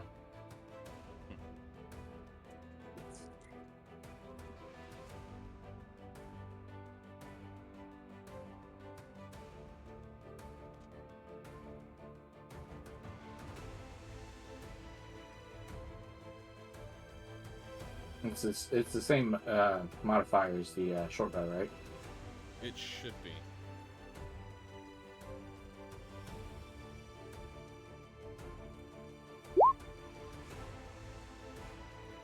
Alright, so a 17 does hit. So go ahead and roll your damage.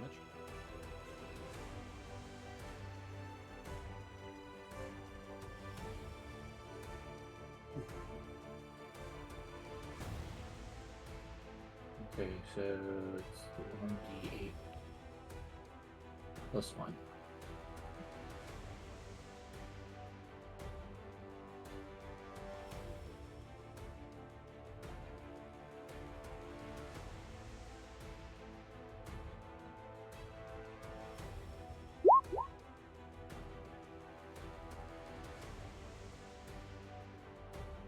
Okay, so 4. And that's the blindness arrow.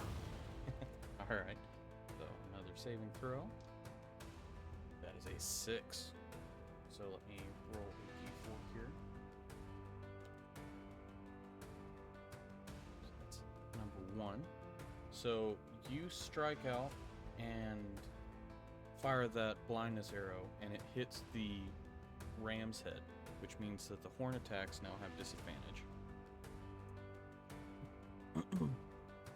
And the ram's head is blinded for the moment. Nice. All right. Anything else you want to do with your attack, with your turn?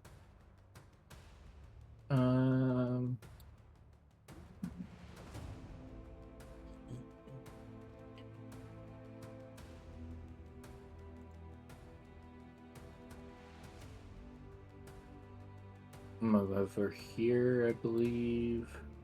Okay. Spell save 14. And that's dexterity. So that's a 15, and dexterity is a +0. So it does make that save. So it's able to dodge the acid splash. That brings your turn to an end. Mouse, you are on deck, but I have to roll a d4 real quick. Okay. I need everyone to make a dexterity saving throw for me. Oh, lovely.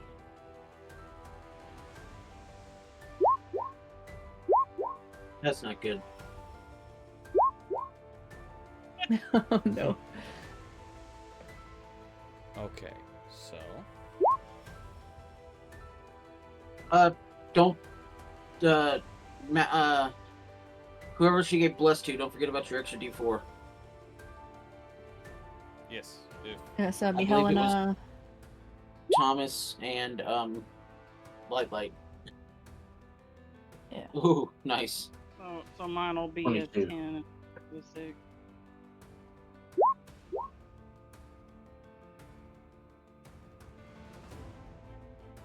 Oh yeah, we got to Like you rolled your d4, but you haven't rolled your saving throw yet. Yeah, it is. one. I rolled one before everybody. He got it's right underneath his acid splash. Oh, there it is. He got an Okay. 18. 18. Alright, so yeah, he's in good shape. Thomas had a 2, so that's a 9. And then Helena had a 1. It's a 7. Okay. So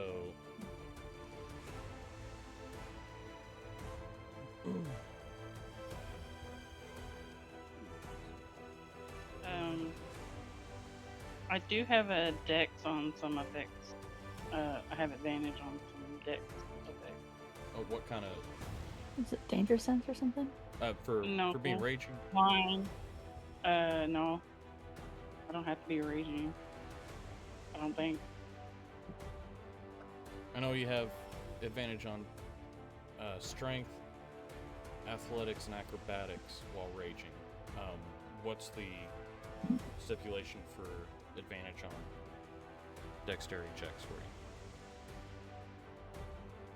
I can have advantage on dex against blind, deaf, and incapacitated. Okay, So this doesn't apply to that. Okay. All right, so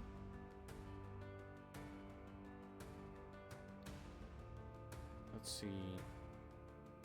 Brydak, Helena, Mhm. and Thomas, you take 9 points of bludgeoning damage. As 9. yes, Flying debris, maybe. What?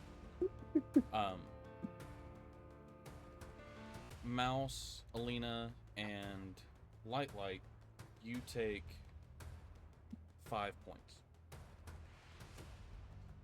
As we reach the bottom of the round with the 1,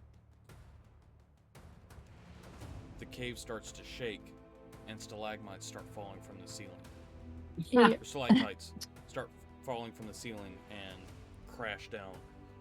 You're able to mostly get out of the way, but there are a few that take the full brunt of the attack. Lair action. Yep. All right. And now we're back up to Mouse with Helena on deck. All right. So I think I'm just going to.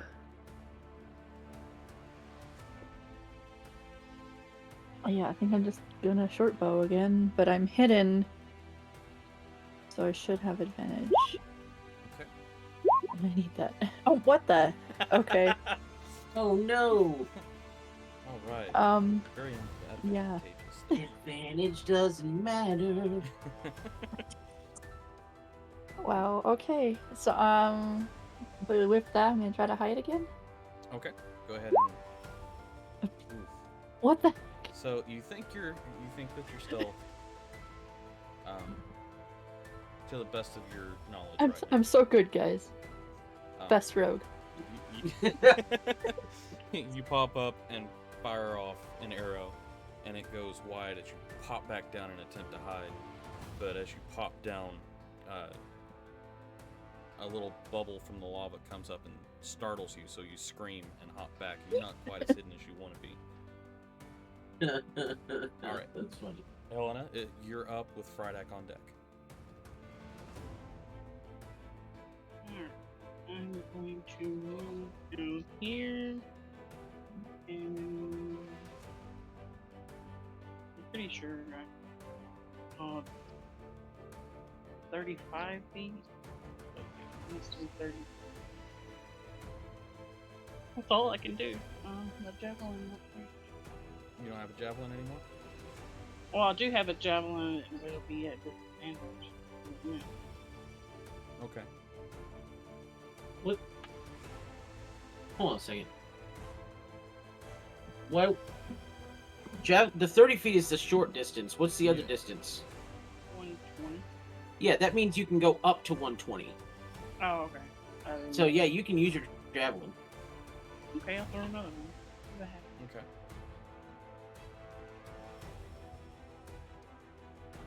No, I don't know. 13 just misses. Yes. Go. What about her D4? I'm confused by that But yeah, statement. you do have D4. What does So- that mean? That the 30 is the short distance? So whenever you have a ranged weapon like that, there's two distances. The lower distance is the minimum that you have to be away for you not to have disadvantage, and the longer distance is the maximum distance that weapon can hit. So if you try to use a bow, but you're only like 5 feet away, you're gonna have disadvantage on that roll because you're too close don't- for the. If that's correct, I have 150 feet that I have to be away from something. Is that accurate? I think. No, Yeah, I thought it was No, enough short to range. lose Short disadvantage. range is how far you can shoot without disadvantage. Yeah. Then you have maximum range that you get disadvantage for that range, which we're not going to retcon that right now, which wouldn't matter anyway. So But- you get disadvantage for the long range, and then anything past that you can't actually fire that far, according to the handbook. So I'm just spouting nonsense. Then never mind. Don't listen to me. I'm sorry. It's all good. You do get disadvantage on ranged attacks if you are within 5 feet. So if you're in melee Okay. distance, then that's whenever you get disadvantage on ranged attacks. I just swore that I need to reread the manual. So I did roll a d4 and that added 4, so that's 17 to hit. 17 will hit. So go ahead and roll your damage on your javelin. No, 7 points of damage. Alright. You throw the javelin, and the lion head ducks out of the way, but the ram head, being blinded, does not. And you hit it in the neck. Alright, that brings us to Frydak with Thomas on deck. Is this thing currently on the ground? It is. It's perched up there on that ledge. Perfect. I'm gonna move. Let's see here. I was here, so I can move up to 30 feet. So, yep, right about there. Perfect. I mean, if it's just gonna sit there, but nobody's close to it. Is this thing large and in charge? Yes, it is. Is this thing considered large?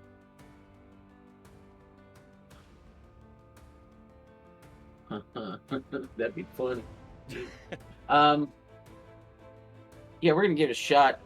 Ooh, this may actually be interesting. So you said with your rules, I can cast a regular spell and a.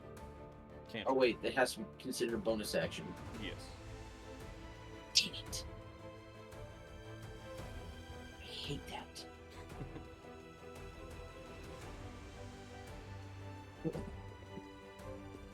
Alright, I'm gonna go for the high damage one. I'm gonna cast Guiding Bolt again. Okay. Go ahead and roll your Second level. 26. 26 definitely hits. Alright, so that's gonna be 18 points of radiant damage. Alright. And then I am going to look over at Helena, and I'm going to cast, because she likes to get up close and poisonal, I'm going to cast Shield of Faith on Helena. Very nice. So that means Helena gets an extra +2 bonus to AC for the next 10 minutes. Very nice. Ooh. Ooh. Alright, so mark that down so you have that information. Because I'm sure it will come in handy. Yeah, well, So +2 bonus to AC. It's No, like just Just for two- Helena. no, Yeah. no. It would Yeah, just be I'm 2 trying to extra. figure out what-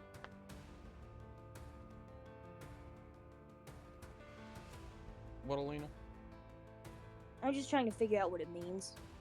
Oh, yeah. AC is Like- your armor class. Yeah, the number that they have to hit you, you just add 2 to that. Oh, okay. Yeah, but it's only for Helena. Yeah, I get you. Okay. And it's for So 10 minutes. that will end Frydak's turn because he's done all of his. Yeah, unless I cast something else that is a concentration spell, and if I get hit with damage, then I have to roll.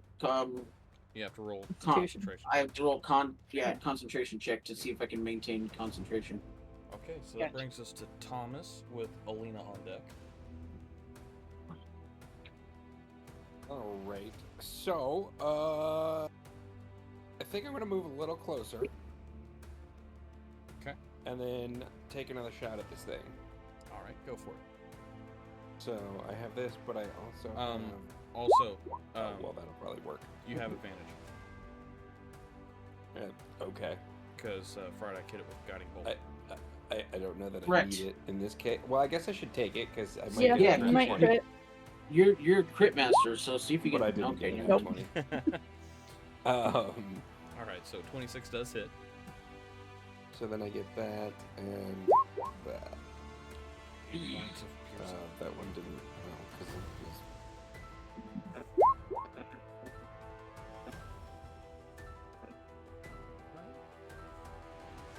Very nice. All right, is there anything else you want to do?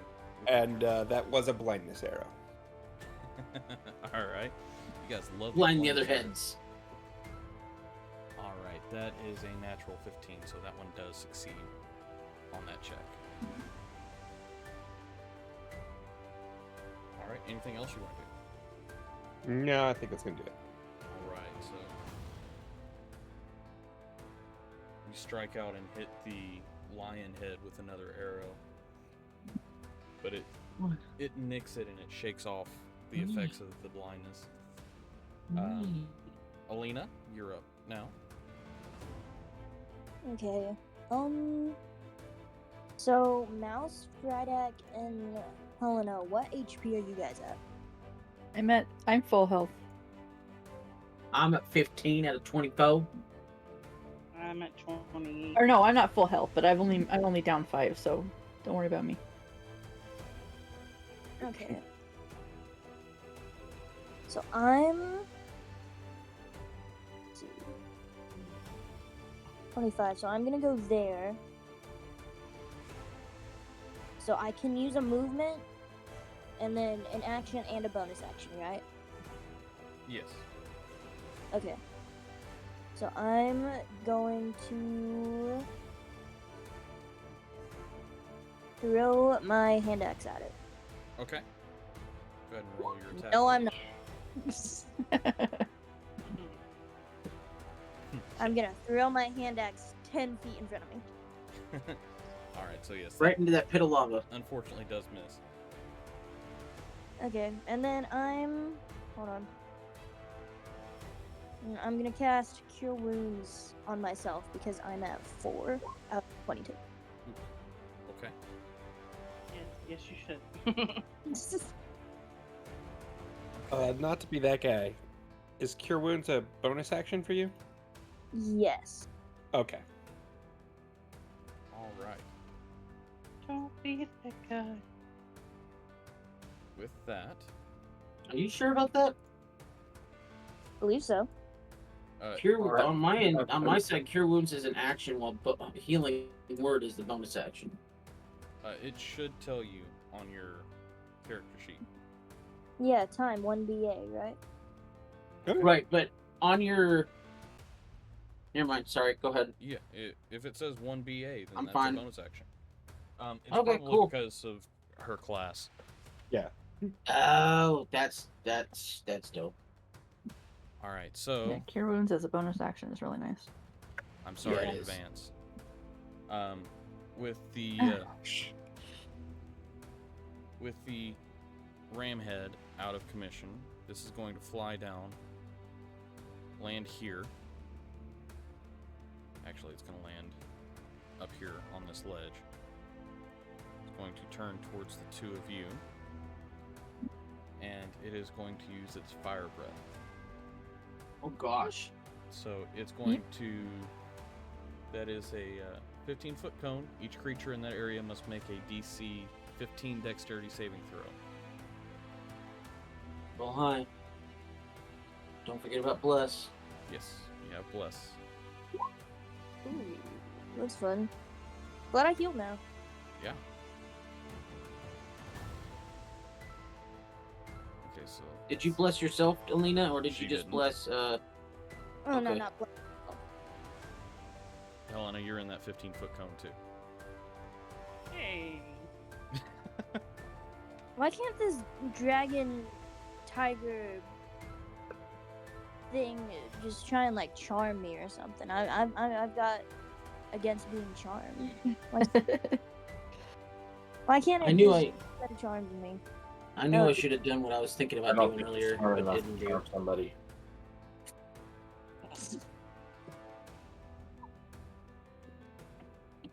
I mean, it's apparently the boss to the werewolf, according to the kobolds.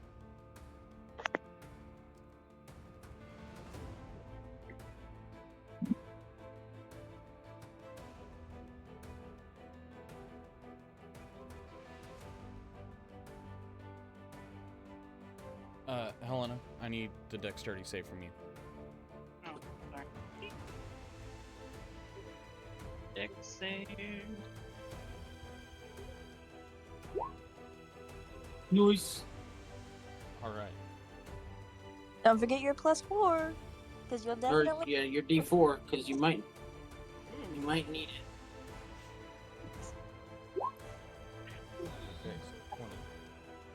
Dirty 20. All right, it's a DC 15. So Helena makes it. Alina does not. So let me do some quick math here. Just tell me if I'm dead or not. That'd be Well, Can you I won't be give her dead. my You'll be 2? passed out. All right. Can I give her my 2? I want to give her my 2. No, because this does not have anything to do with that. Yeah. Look, I want to save her, Plus- okay? Plus, it would Okay, be nice, so but it would take me up to 12. And it's 15. Alina, what's your max hit points? My max is 22. Oh no. What's your current hit point? 14. 14. Okay. No. Okay. I'm Good. unconscious. You're unconscious. Oh. You're not dead, but you're unconscious. How close was she? So, Helena, with your 20, you take 15 points of fire damage. Oh my gosh. Alina, you take 30. 30? Yes. She And that was like, somehow doesn't straight up kill me? No, No, because it needs to has double to your double max. Your max. Yeah. so it'll be like 44. Yeah. Oh. But you are at 0, which means you are conscious currently. Yes, she is unconscious, and I'm gonna go ahead and check the breath and recharge. That's a 1, so it does not get it back yet. Thank God. All right. It's going to stay where it is. It's just out of melee range from you guys, and that brings us to light with mouse on deck.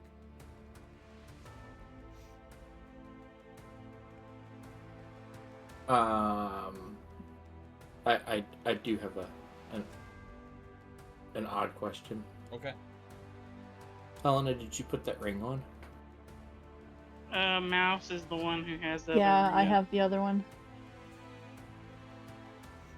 Okay. I was trying to figure out how to whisper, and I didn't know how. Slash W. Okay, gotcha. So, those rings go both ways, don't they? Yeah, so I could don't take remember. I could take some of your damage if I need to. No, Or I'm I can I'm- take some of yours. So- I'm not Yeah, talking so about I'm not talking about that one. I'm talking about the one you picked up yesterday. Oh, I don't know what that ring does. Yeah, nobody's. Yeah, we tuned never up yet. identified it. We never identified it. I was just wondering if you wore it. No. If I wore it, no. It's Okay. just in my backpack. Okay. Yeah, that would have to be attuned prior to the fight for that to matter. Okay. However, Helena is still up. Alina is down. Light, it's your turn. So these rings, can it just be like a reaction thing? Is that what it Excuse is? me. Whenever someone takes damage Yeah, that's what in it one direction, you can pull it. It doesn't cost a reaction or anything. You just pull it. Okay. I can just say I take your damage, or you can say you I take mine. this many points of damage. Yeah. Okay.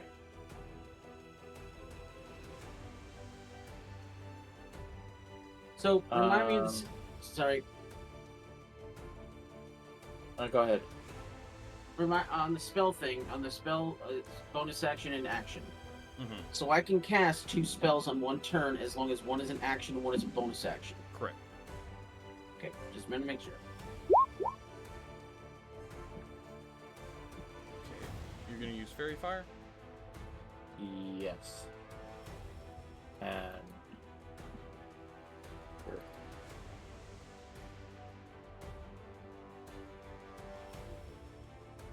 Feet. Look at that. Okay, Yeah. so I'm gonna put it at the furthest 60-foot spot that will still capture it, but not them.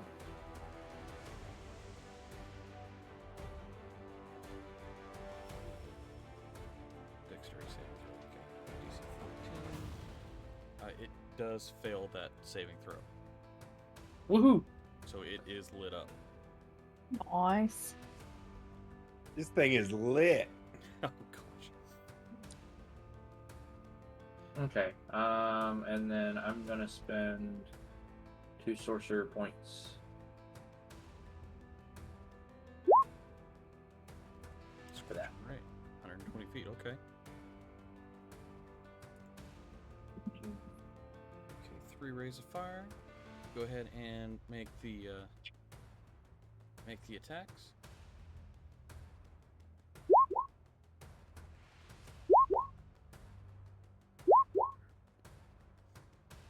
So 15, 18, and 17. They all 3 hit.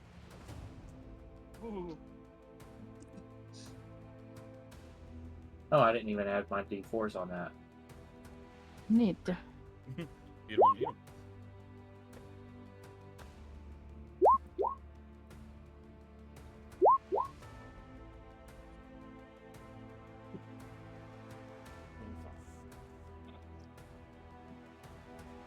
All right. This beast is, or this monstrosity is starting to falter. You see it plop down on one leg. One leg on the ground, the other one trying to push it back up. But it's definitely looking hurt.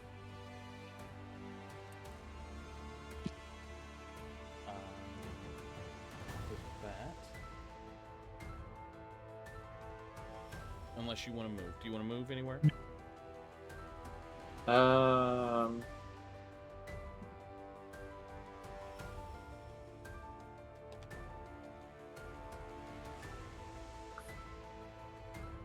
No.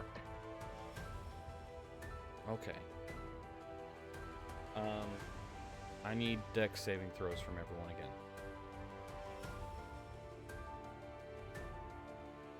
When you say everyone, Everyone. Uh-oh. Oh. I'm literally unconscious on the ground. So actually, she does not get a death saving Yeah. throw. She just takes a fail. Yeah, a fail. Oh, I oh great. Okay. Well, you only failed once. You have to fail 3 times in order to actually. So.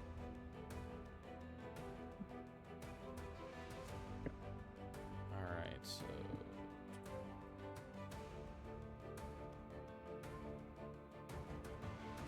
Why are you rolling with advantage, Lightlight? Forgot to unclick the button. I think it's a 6. Okay. So 6. Hey, me too. Alright. Thomas, did you roll your? Don't forget your +4. Or your D4. I missed that we were doing this, but yes. Yeah, he hasn't even good rolled. God. Your D4 might save you. Oh, depends on what it is this time, but probably not. Alright. Just makes it. Okay. So. Krydak, Alina, Helena, and Thomas. You each take 3 points of fire damage. So, Alina, you would mark off a death saving throw. Fail. No, just 3 points. Just 3 points. Mouse and Light. I feel like I'm missing somebody. No? Yeah, I guess that's everybody. Mouse and Light, you take the full 6 as we reach the bottom of the round and everything starts to rumble again and the lava flows up a little bit and bubbles and little bursts of lava come out and land on all of your skin. That brings us back up to Mouse with Helena on deck. And this thing has fairy fire on him, right? Yes, it does. Is that advantage? It is. Yes, Yep. that is advantage. Okay. So, short bow, 14 just hits. 14. Thank God. Alright. And since I had advantage, I get sneak attack. So 10, and that is a blinding arrow. So, as you fire off that arrow, tell me how you want to take this thing down. Oh. Oh. I didn't realize it was that low. All right. It was barely standing. It was at 9 points.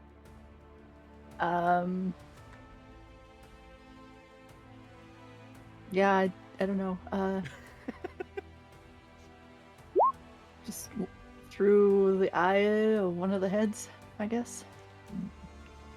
All right. So, with the fairy fire causing this chimera to glow, Mouse reaches up, steadies her aim, knocks back an arrow, and releases it just as the dragon head is getting ready to let out another burst of fire down onto Helena, and Frydak. And the arrow goes through one eye socket, out the other, and pins it to the lion head, and the beast just drops. Two things. Immediately after that happens, I'm going to run over to Alina and cast Cure Wounds, healing her for 15 points. Perfect. I And run then- over to the dragon and kick it in the head. I would like to see if I can climb up here, and I want to see if I can try to get Nepo still in there. I was just gonna say that myself. All right. Yes. Roll a Mm. survival check delicate. to see if you can cut him out. Yes! Natural 20! Give me Nepo! All right. So very delicately, you flip this creature over and drag your knife across the bottom of this thing's gut. You are able to pull out Nepu. He is unconscious though. Okay, I have another Cure Wounds. I will Cure Wounds on Nepu, All right. and that is 15 points, another 15 points of healing. Come on, buddy. All right. So 15 points of healing. I mean, he only had 5 hit points to start with.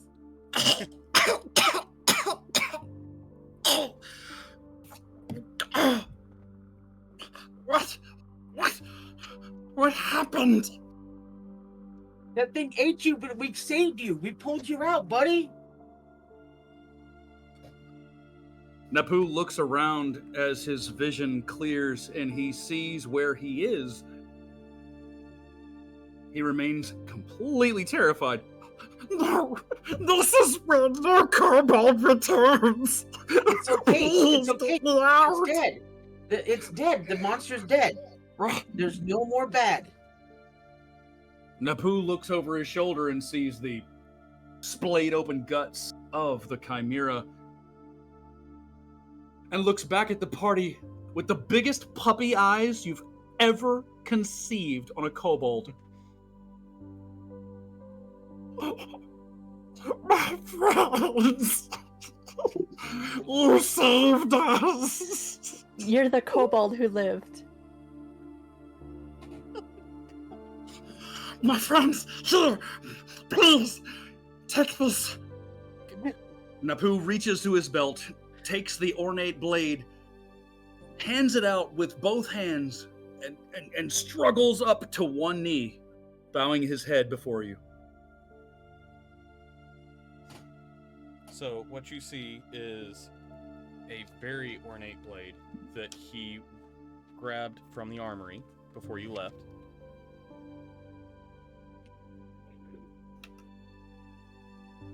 Is anyone going to take it from him?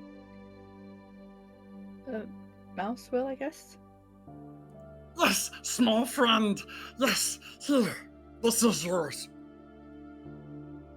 Oh, and you, the tall one, the tree.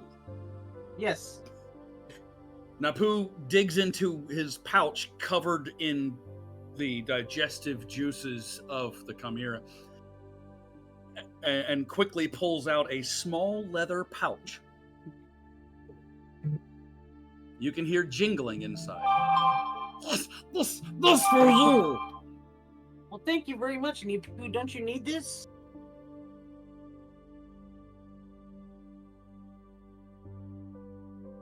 No.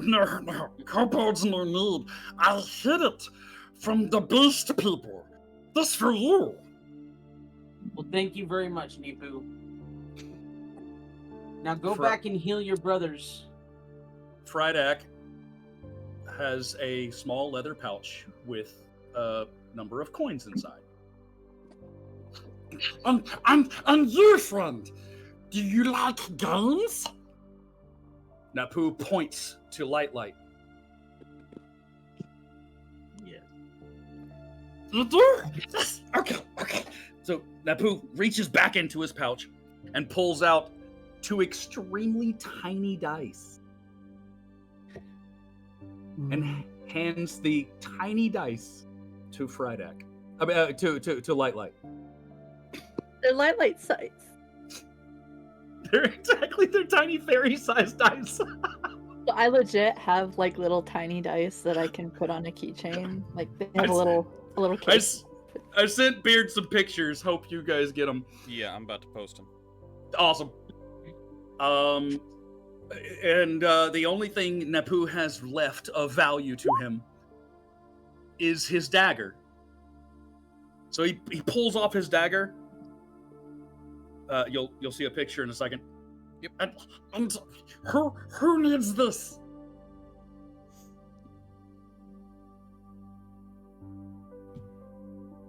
Well, I mean, I don't use daggers.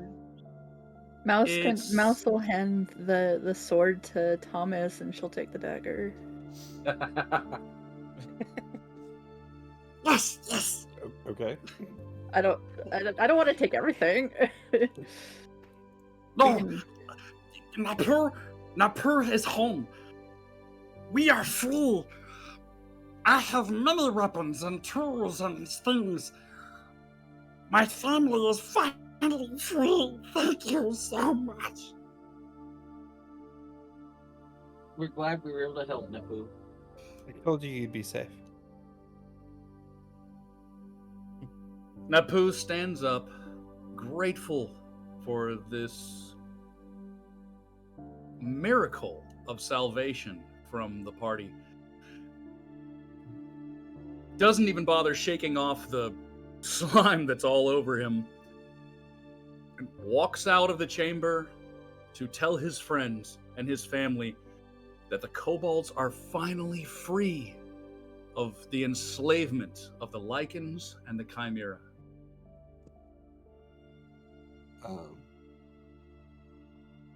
I'll never forget you, Friends, Nipu. friends, we're free.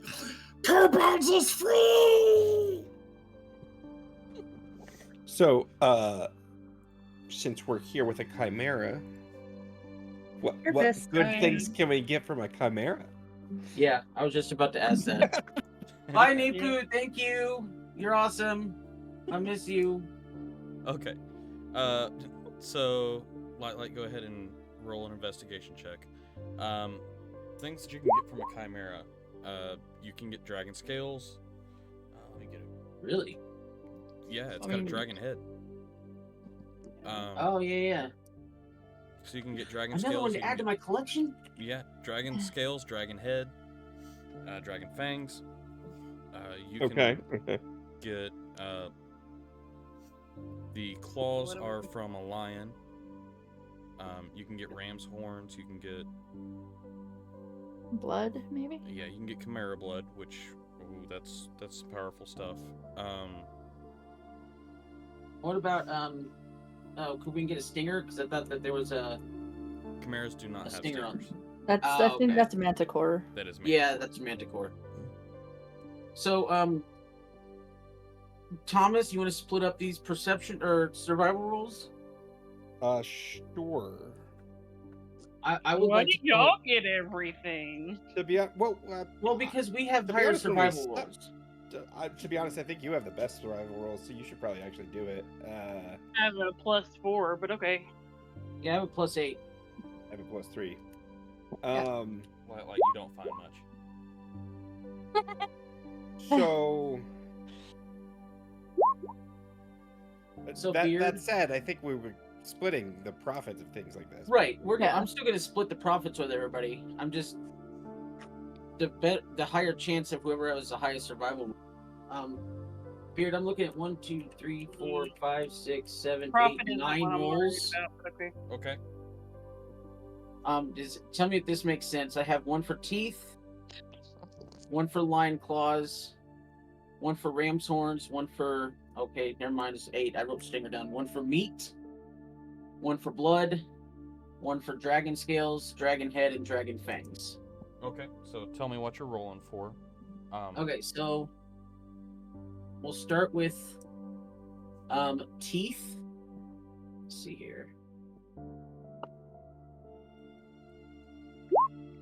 Decent. 27. That's really good. And then we'll do lion claws,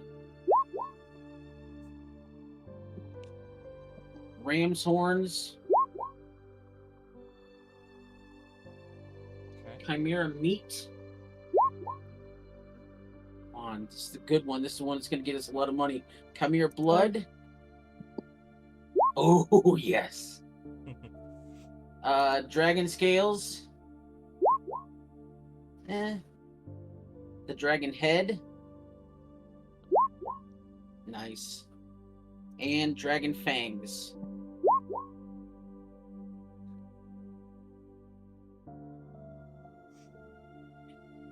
All right.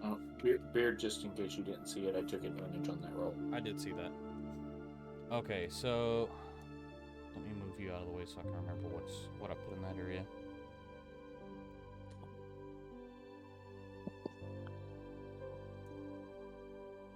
Oh, okay. I see why you wanted to loot that. Okay. 1 second. All right, so teeth. The fangs and teeth, you have 2 separate rolls for. Oh, sorry. It's okay. So we'll just keep the roll for the teeth. Okay. All right. So you're able to get 16 teeth.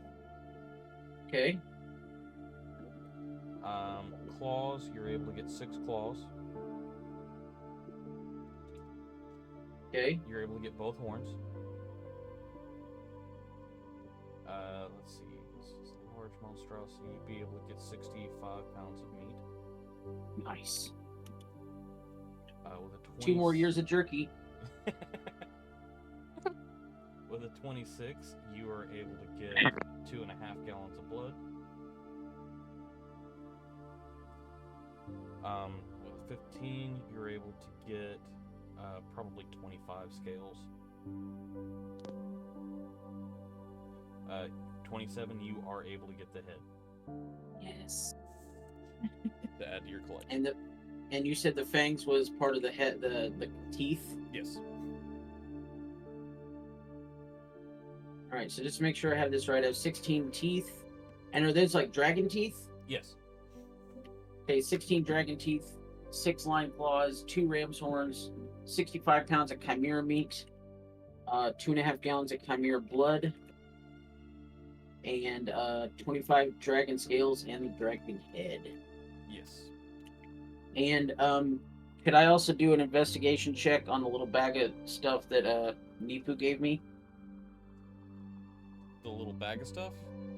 He said he gave me He gave you small leather coins. pouch with several coins inside. Yeah. Yeah, they're small gold, copper, silver pieces. Oh, how many is there? Let me see here. I posted an image of it. So you would have 1, 2, 3, 6. 6 silver and 2 gold.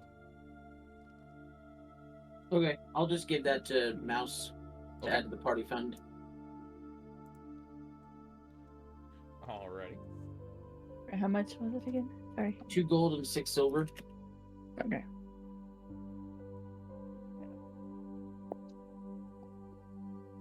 Alright.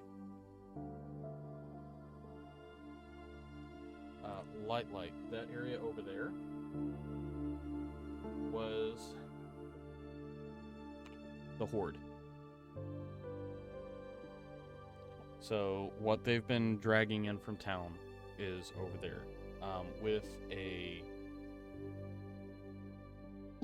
the 16 investigation,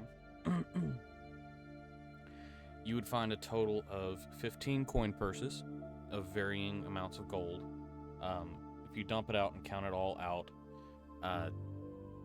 you would be looking at, they pulled it from the commoners, so about 370 gold.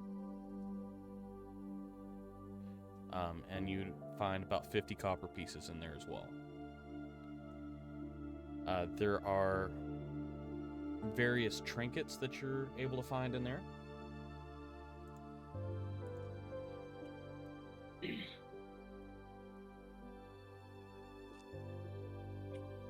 So Anything magical? anything magical? I think that's just stuff that we can just bring back to the town. Oh yeah. That's what was stolen. Right. The different trinkets that you've got in here,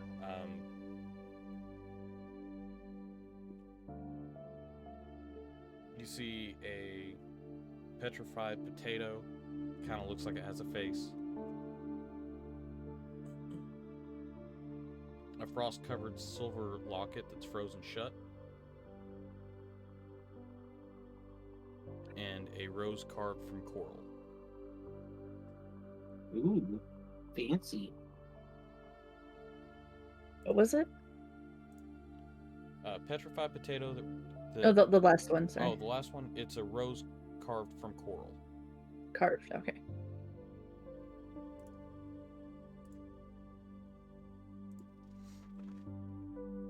Okay.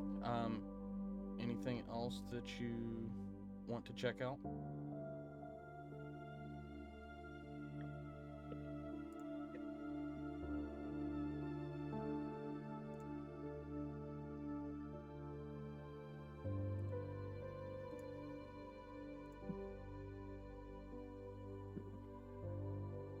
Anything else you guys want to look at before you leave, or? Sorry, I was thinking. Okay. So we found what was stolen from the town already. Yes. I guess. I say we go grab our prisoners and head back to town and talk to Zoras. Just a cursory investigation around the area. See if there's anything else. Okay. You're You intimidating intimidate the items? area really well. Oh. Hold on. Investigate. Glare around the room. Anybody else? I'll have a cursory look through the stuff just to see if I see anything of interest. Okay. The 19. You would see the lights pretty much picked it clean, and found everything in the main hoard pile. There are the occasional dry rations, some rotting meat as well, from where they'd been feeding this chimera. You also find pieces of kobolds, where it looks like things have been snacked on. Oh, don't show that to Nipu. Let's not talk about that. But in general, you've found all of the stolen loot that's in this room.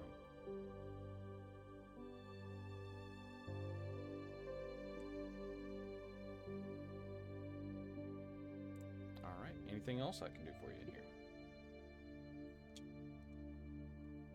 I don't know about everybody else, but I'm sick of this room. Yeah, I say we go grab our prisoners and head back to town and talk to Zoras. Okay. Yeah, before we do that, just in case we run into something, A I'm short gonna rest? quickly do a cure maybe? wounds. Okay. So we can do it like a short rest and we can roll hit dice.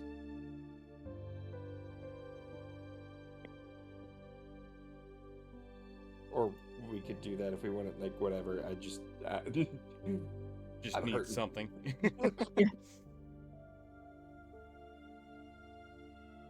We're gonna do a short rest. That said, if we did a short rest, I think we should go out to, like, the Yeah. other room, not the lava-filled room. Yeah, I agree.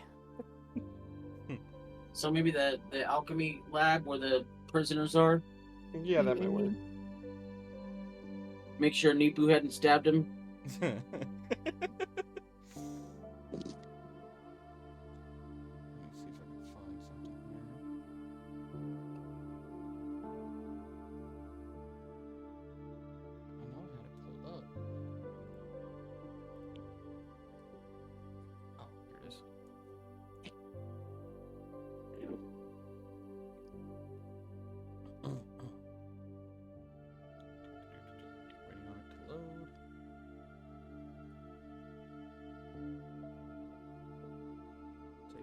Second. There we go. So now you guys can actually see this.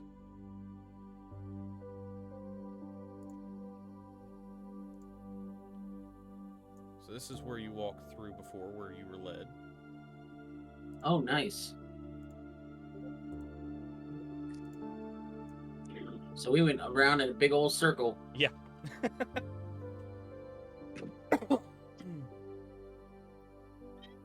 That you did. What? Um, What? What do you want? What are you being annoying? all right, so coming out of the room, you would actually have to pass. Yeah. Nipu would be up here talking to the other kobolds that were sleeping. Now we're partying. Pretty much. All right, so You hear from that sleeping quarters very tribal oops, oops, oops, oops, oops sounds. Lots of growling, lots of howling, and clanking of metal. Yeah, it's a little kobold rave in there. That's awesome. One kobold knows dancing lights, so they've got like a rave going on.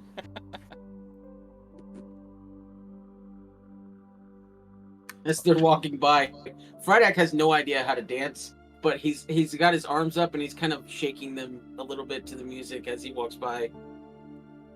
As the dancing lights appear in the room, the kobolds kind of stop moving, stare at the lights.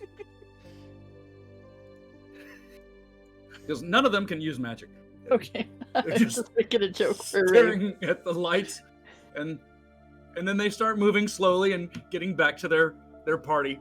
Napu walks toward the entrance of the sleeping quarters.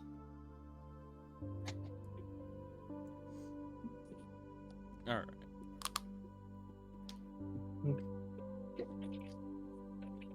My friends!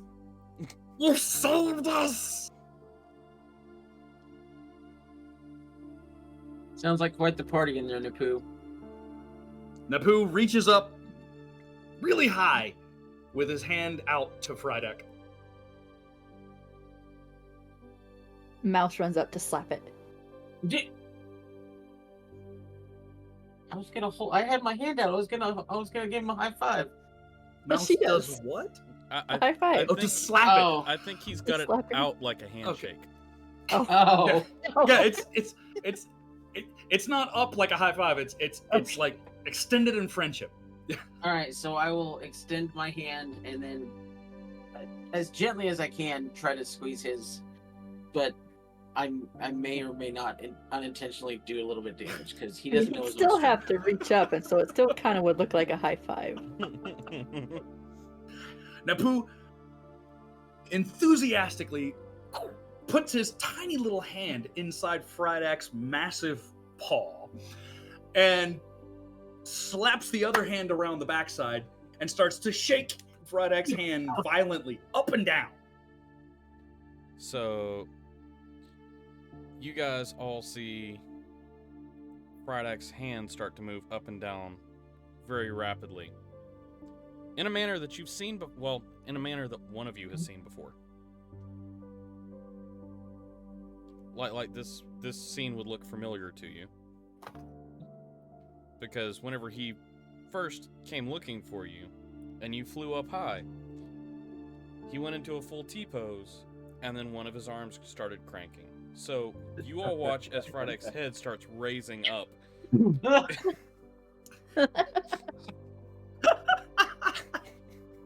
So Napu sees Frydek's neck extend and his head raising out of his body while he's shaking his hand. So Napu stops, stares at Frydek and then tilts his head to the side. And then Frydek will be like, "It's okay, man," and he'll T-pose his other arm and then put it down, and my head drops back down into place. Napu is extremely excited about this and shakes his hand up and down again. So Napu and I are now basically playing Rock'em Sock'em Roll.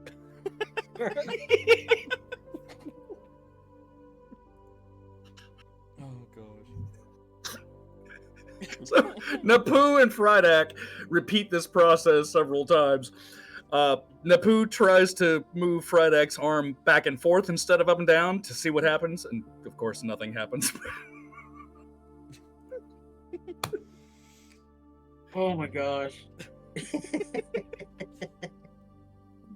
The tree man and his friends saved the kobolds.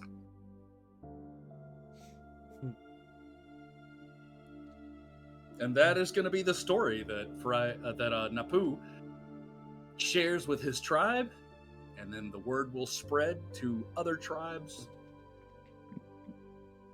You guys are All now kobolds legends. being free. Well, I'm for the gonna friendly kobolds.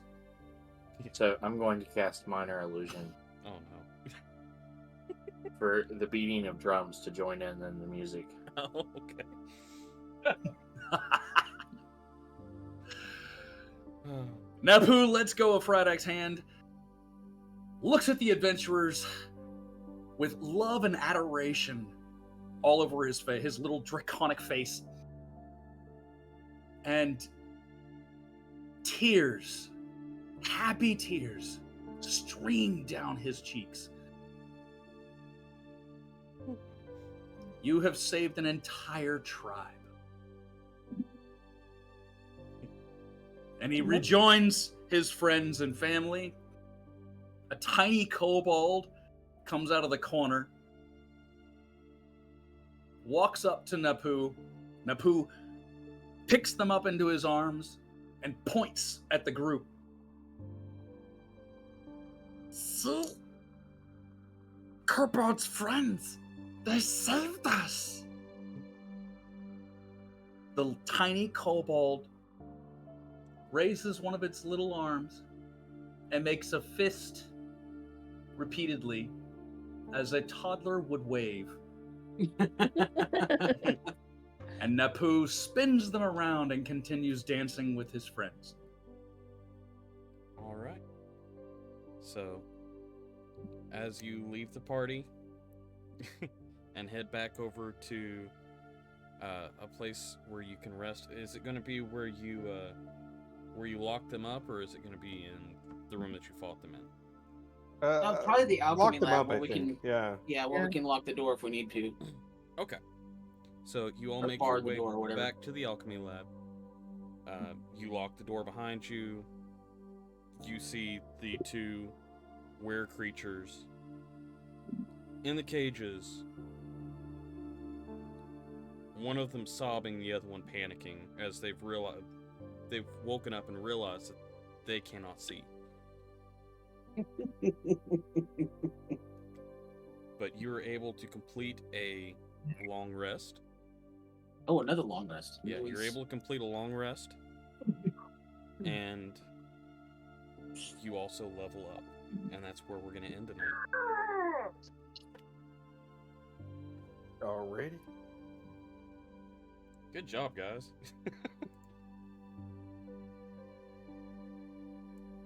Alright, recording because there were some extra questions after we ended session, so I'm going to go ahead and add to this. We've established that the dagger that was handed to them was mundane. Thomas has asked if the sword was magical. So, do you spend time with it on the long break or on the long rest to attune to it if it is magical?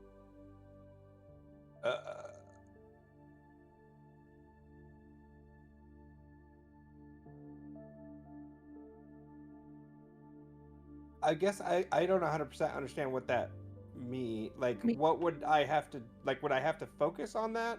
Yeah, so while you're taking a short or long rest, basically the time of a short rest you could spend focusing on this item, and it would allow you to attune to it. Okay. It takes 15 minutes to attune to an item. Like, I don't 100% know if I would know what attuning to it is. It's just the way that any magical item works. Whenever you equip it, you spend 15 minutes with it, getting to know the item and attuning to it, attuning your body to it, wielding it, and just kind of getting the nature of it. Any magical item you have to do a 15-minute attunement to. So if you're familiar with artifacts, because Like, that's true. I'm familiar with artifacts, but I don't know if I've used them so much as tried to collect them, but failed so far. right, but in where you've grown up and been around these items, you would know how all this works. Okay. Okay. Well then, in that case, yeah, I would do that. Okay. You're gonna. Okay, no. Alright. Thomas. Paste. Alright, so you can go ahead and add that to your inventory and attune to it. Now, what about the tiny dice? What? Or is there anything special about the tiny dice? The tiny dice are just tiny dice.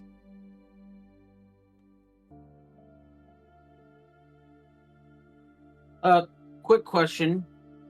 We left the town at 9:30. Getting here, going in, the beasts, the one long rest we did, going through the cave, fighting the chimera, the second long rest we did. About what time is it now after the end of our second long rest?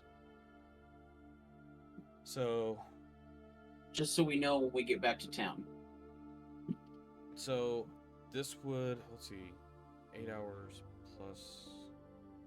So you started at Almost 9:30. feels like it would be a full day. It would have been a full day, easily. Okay.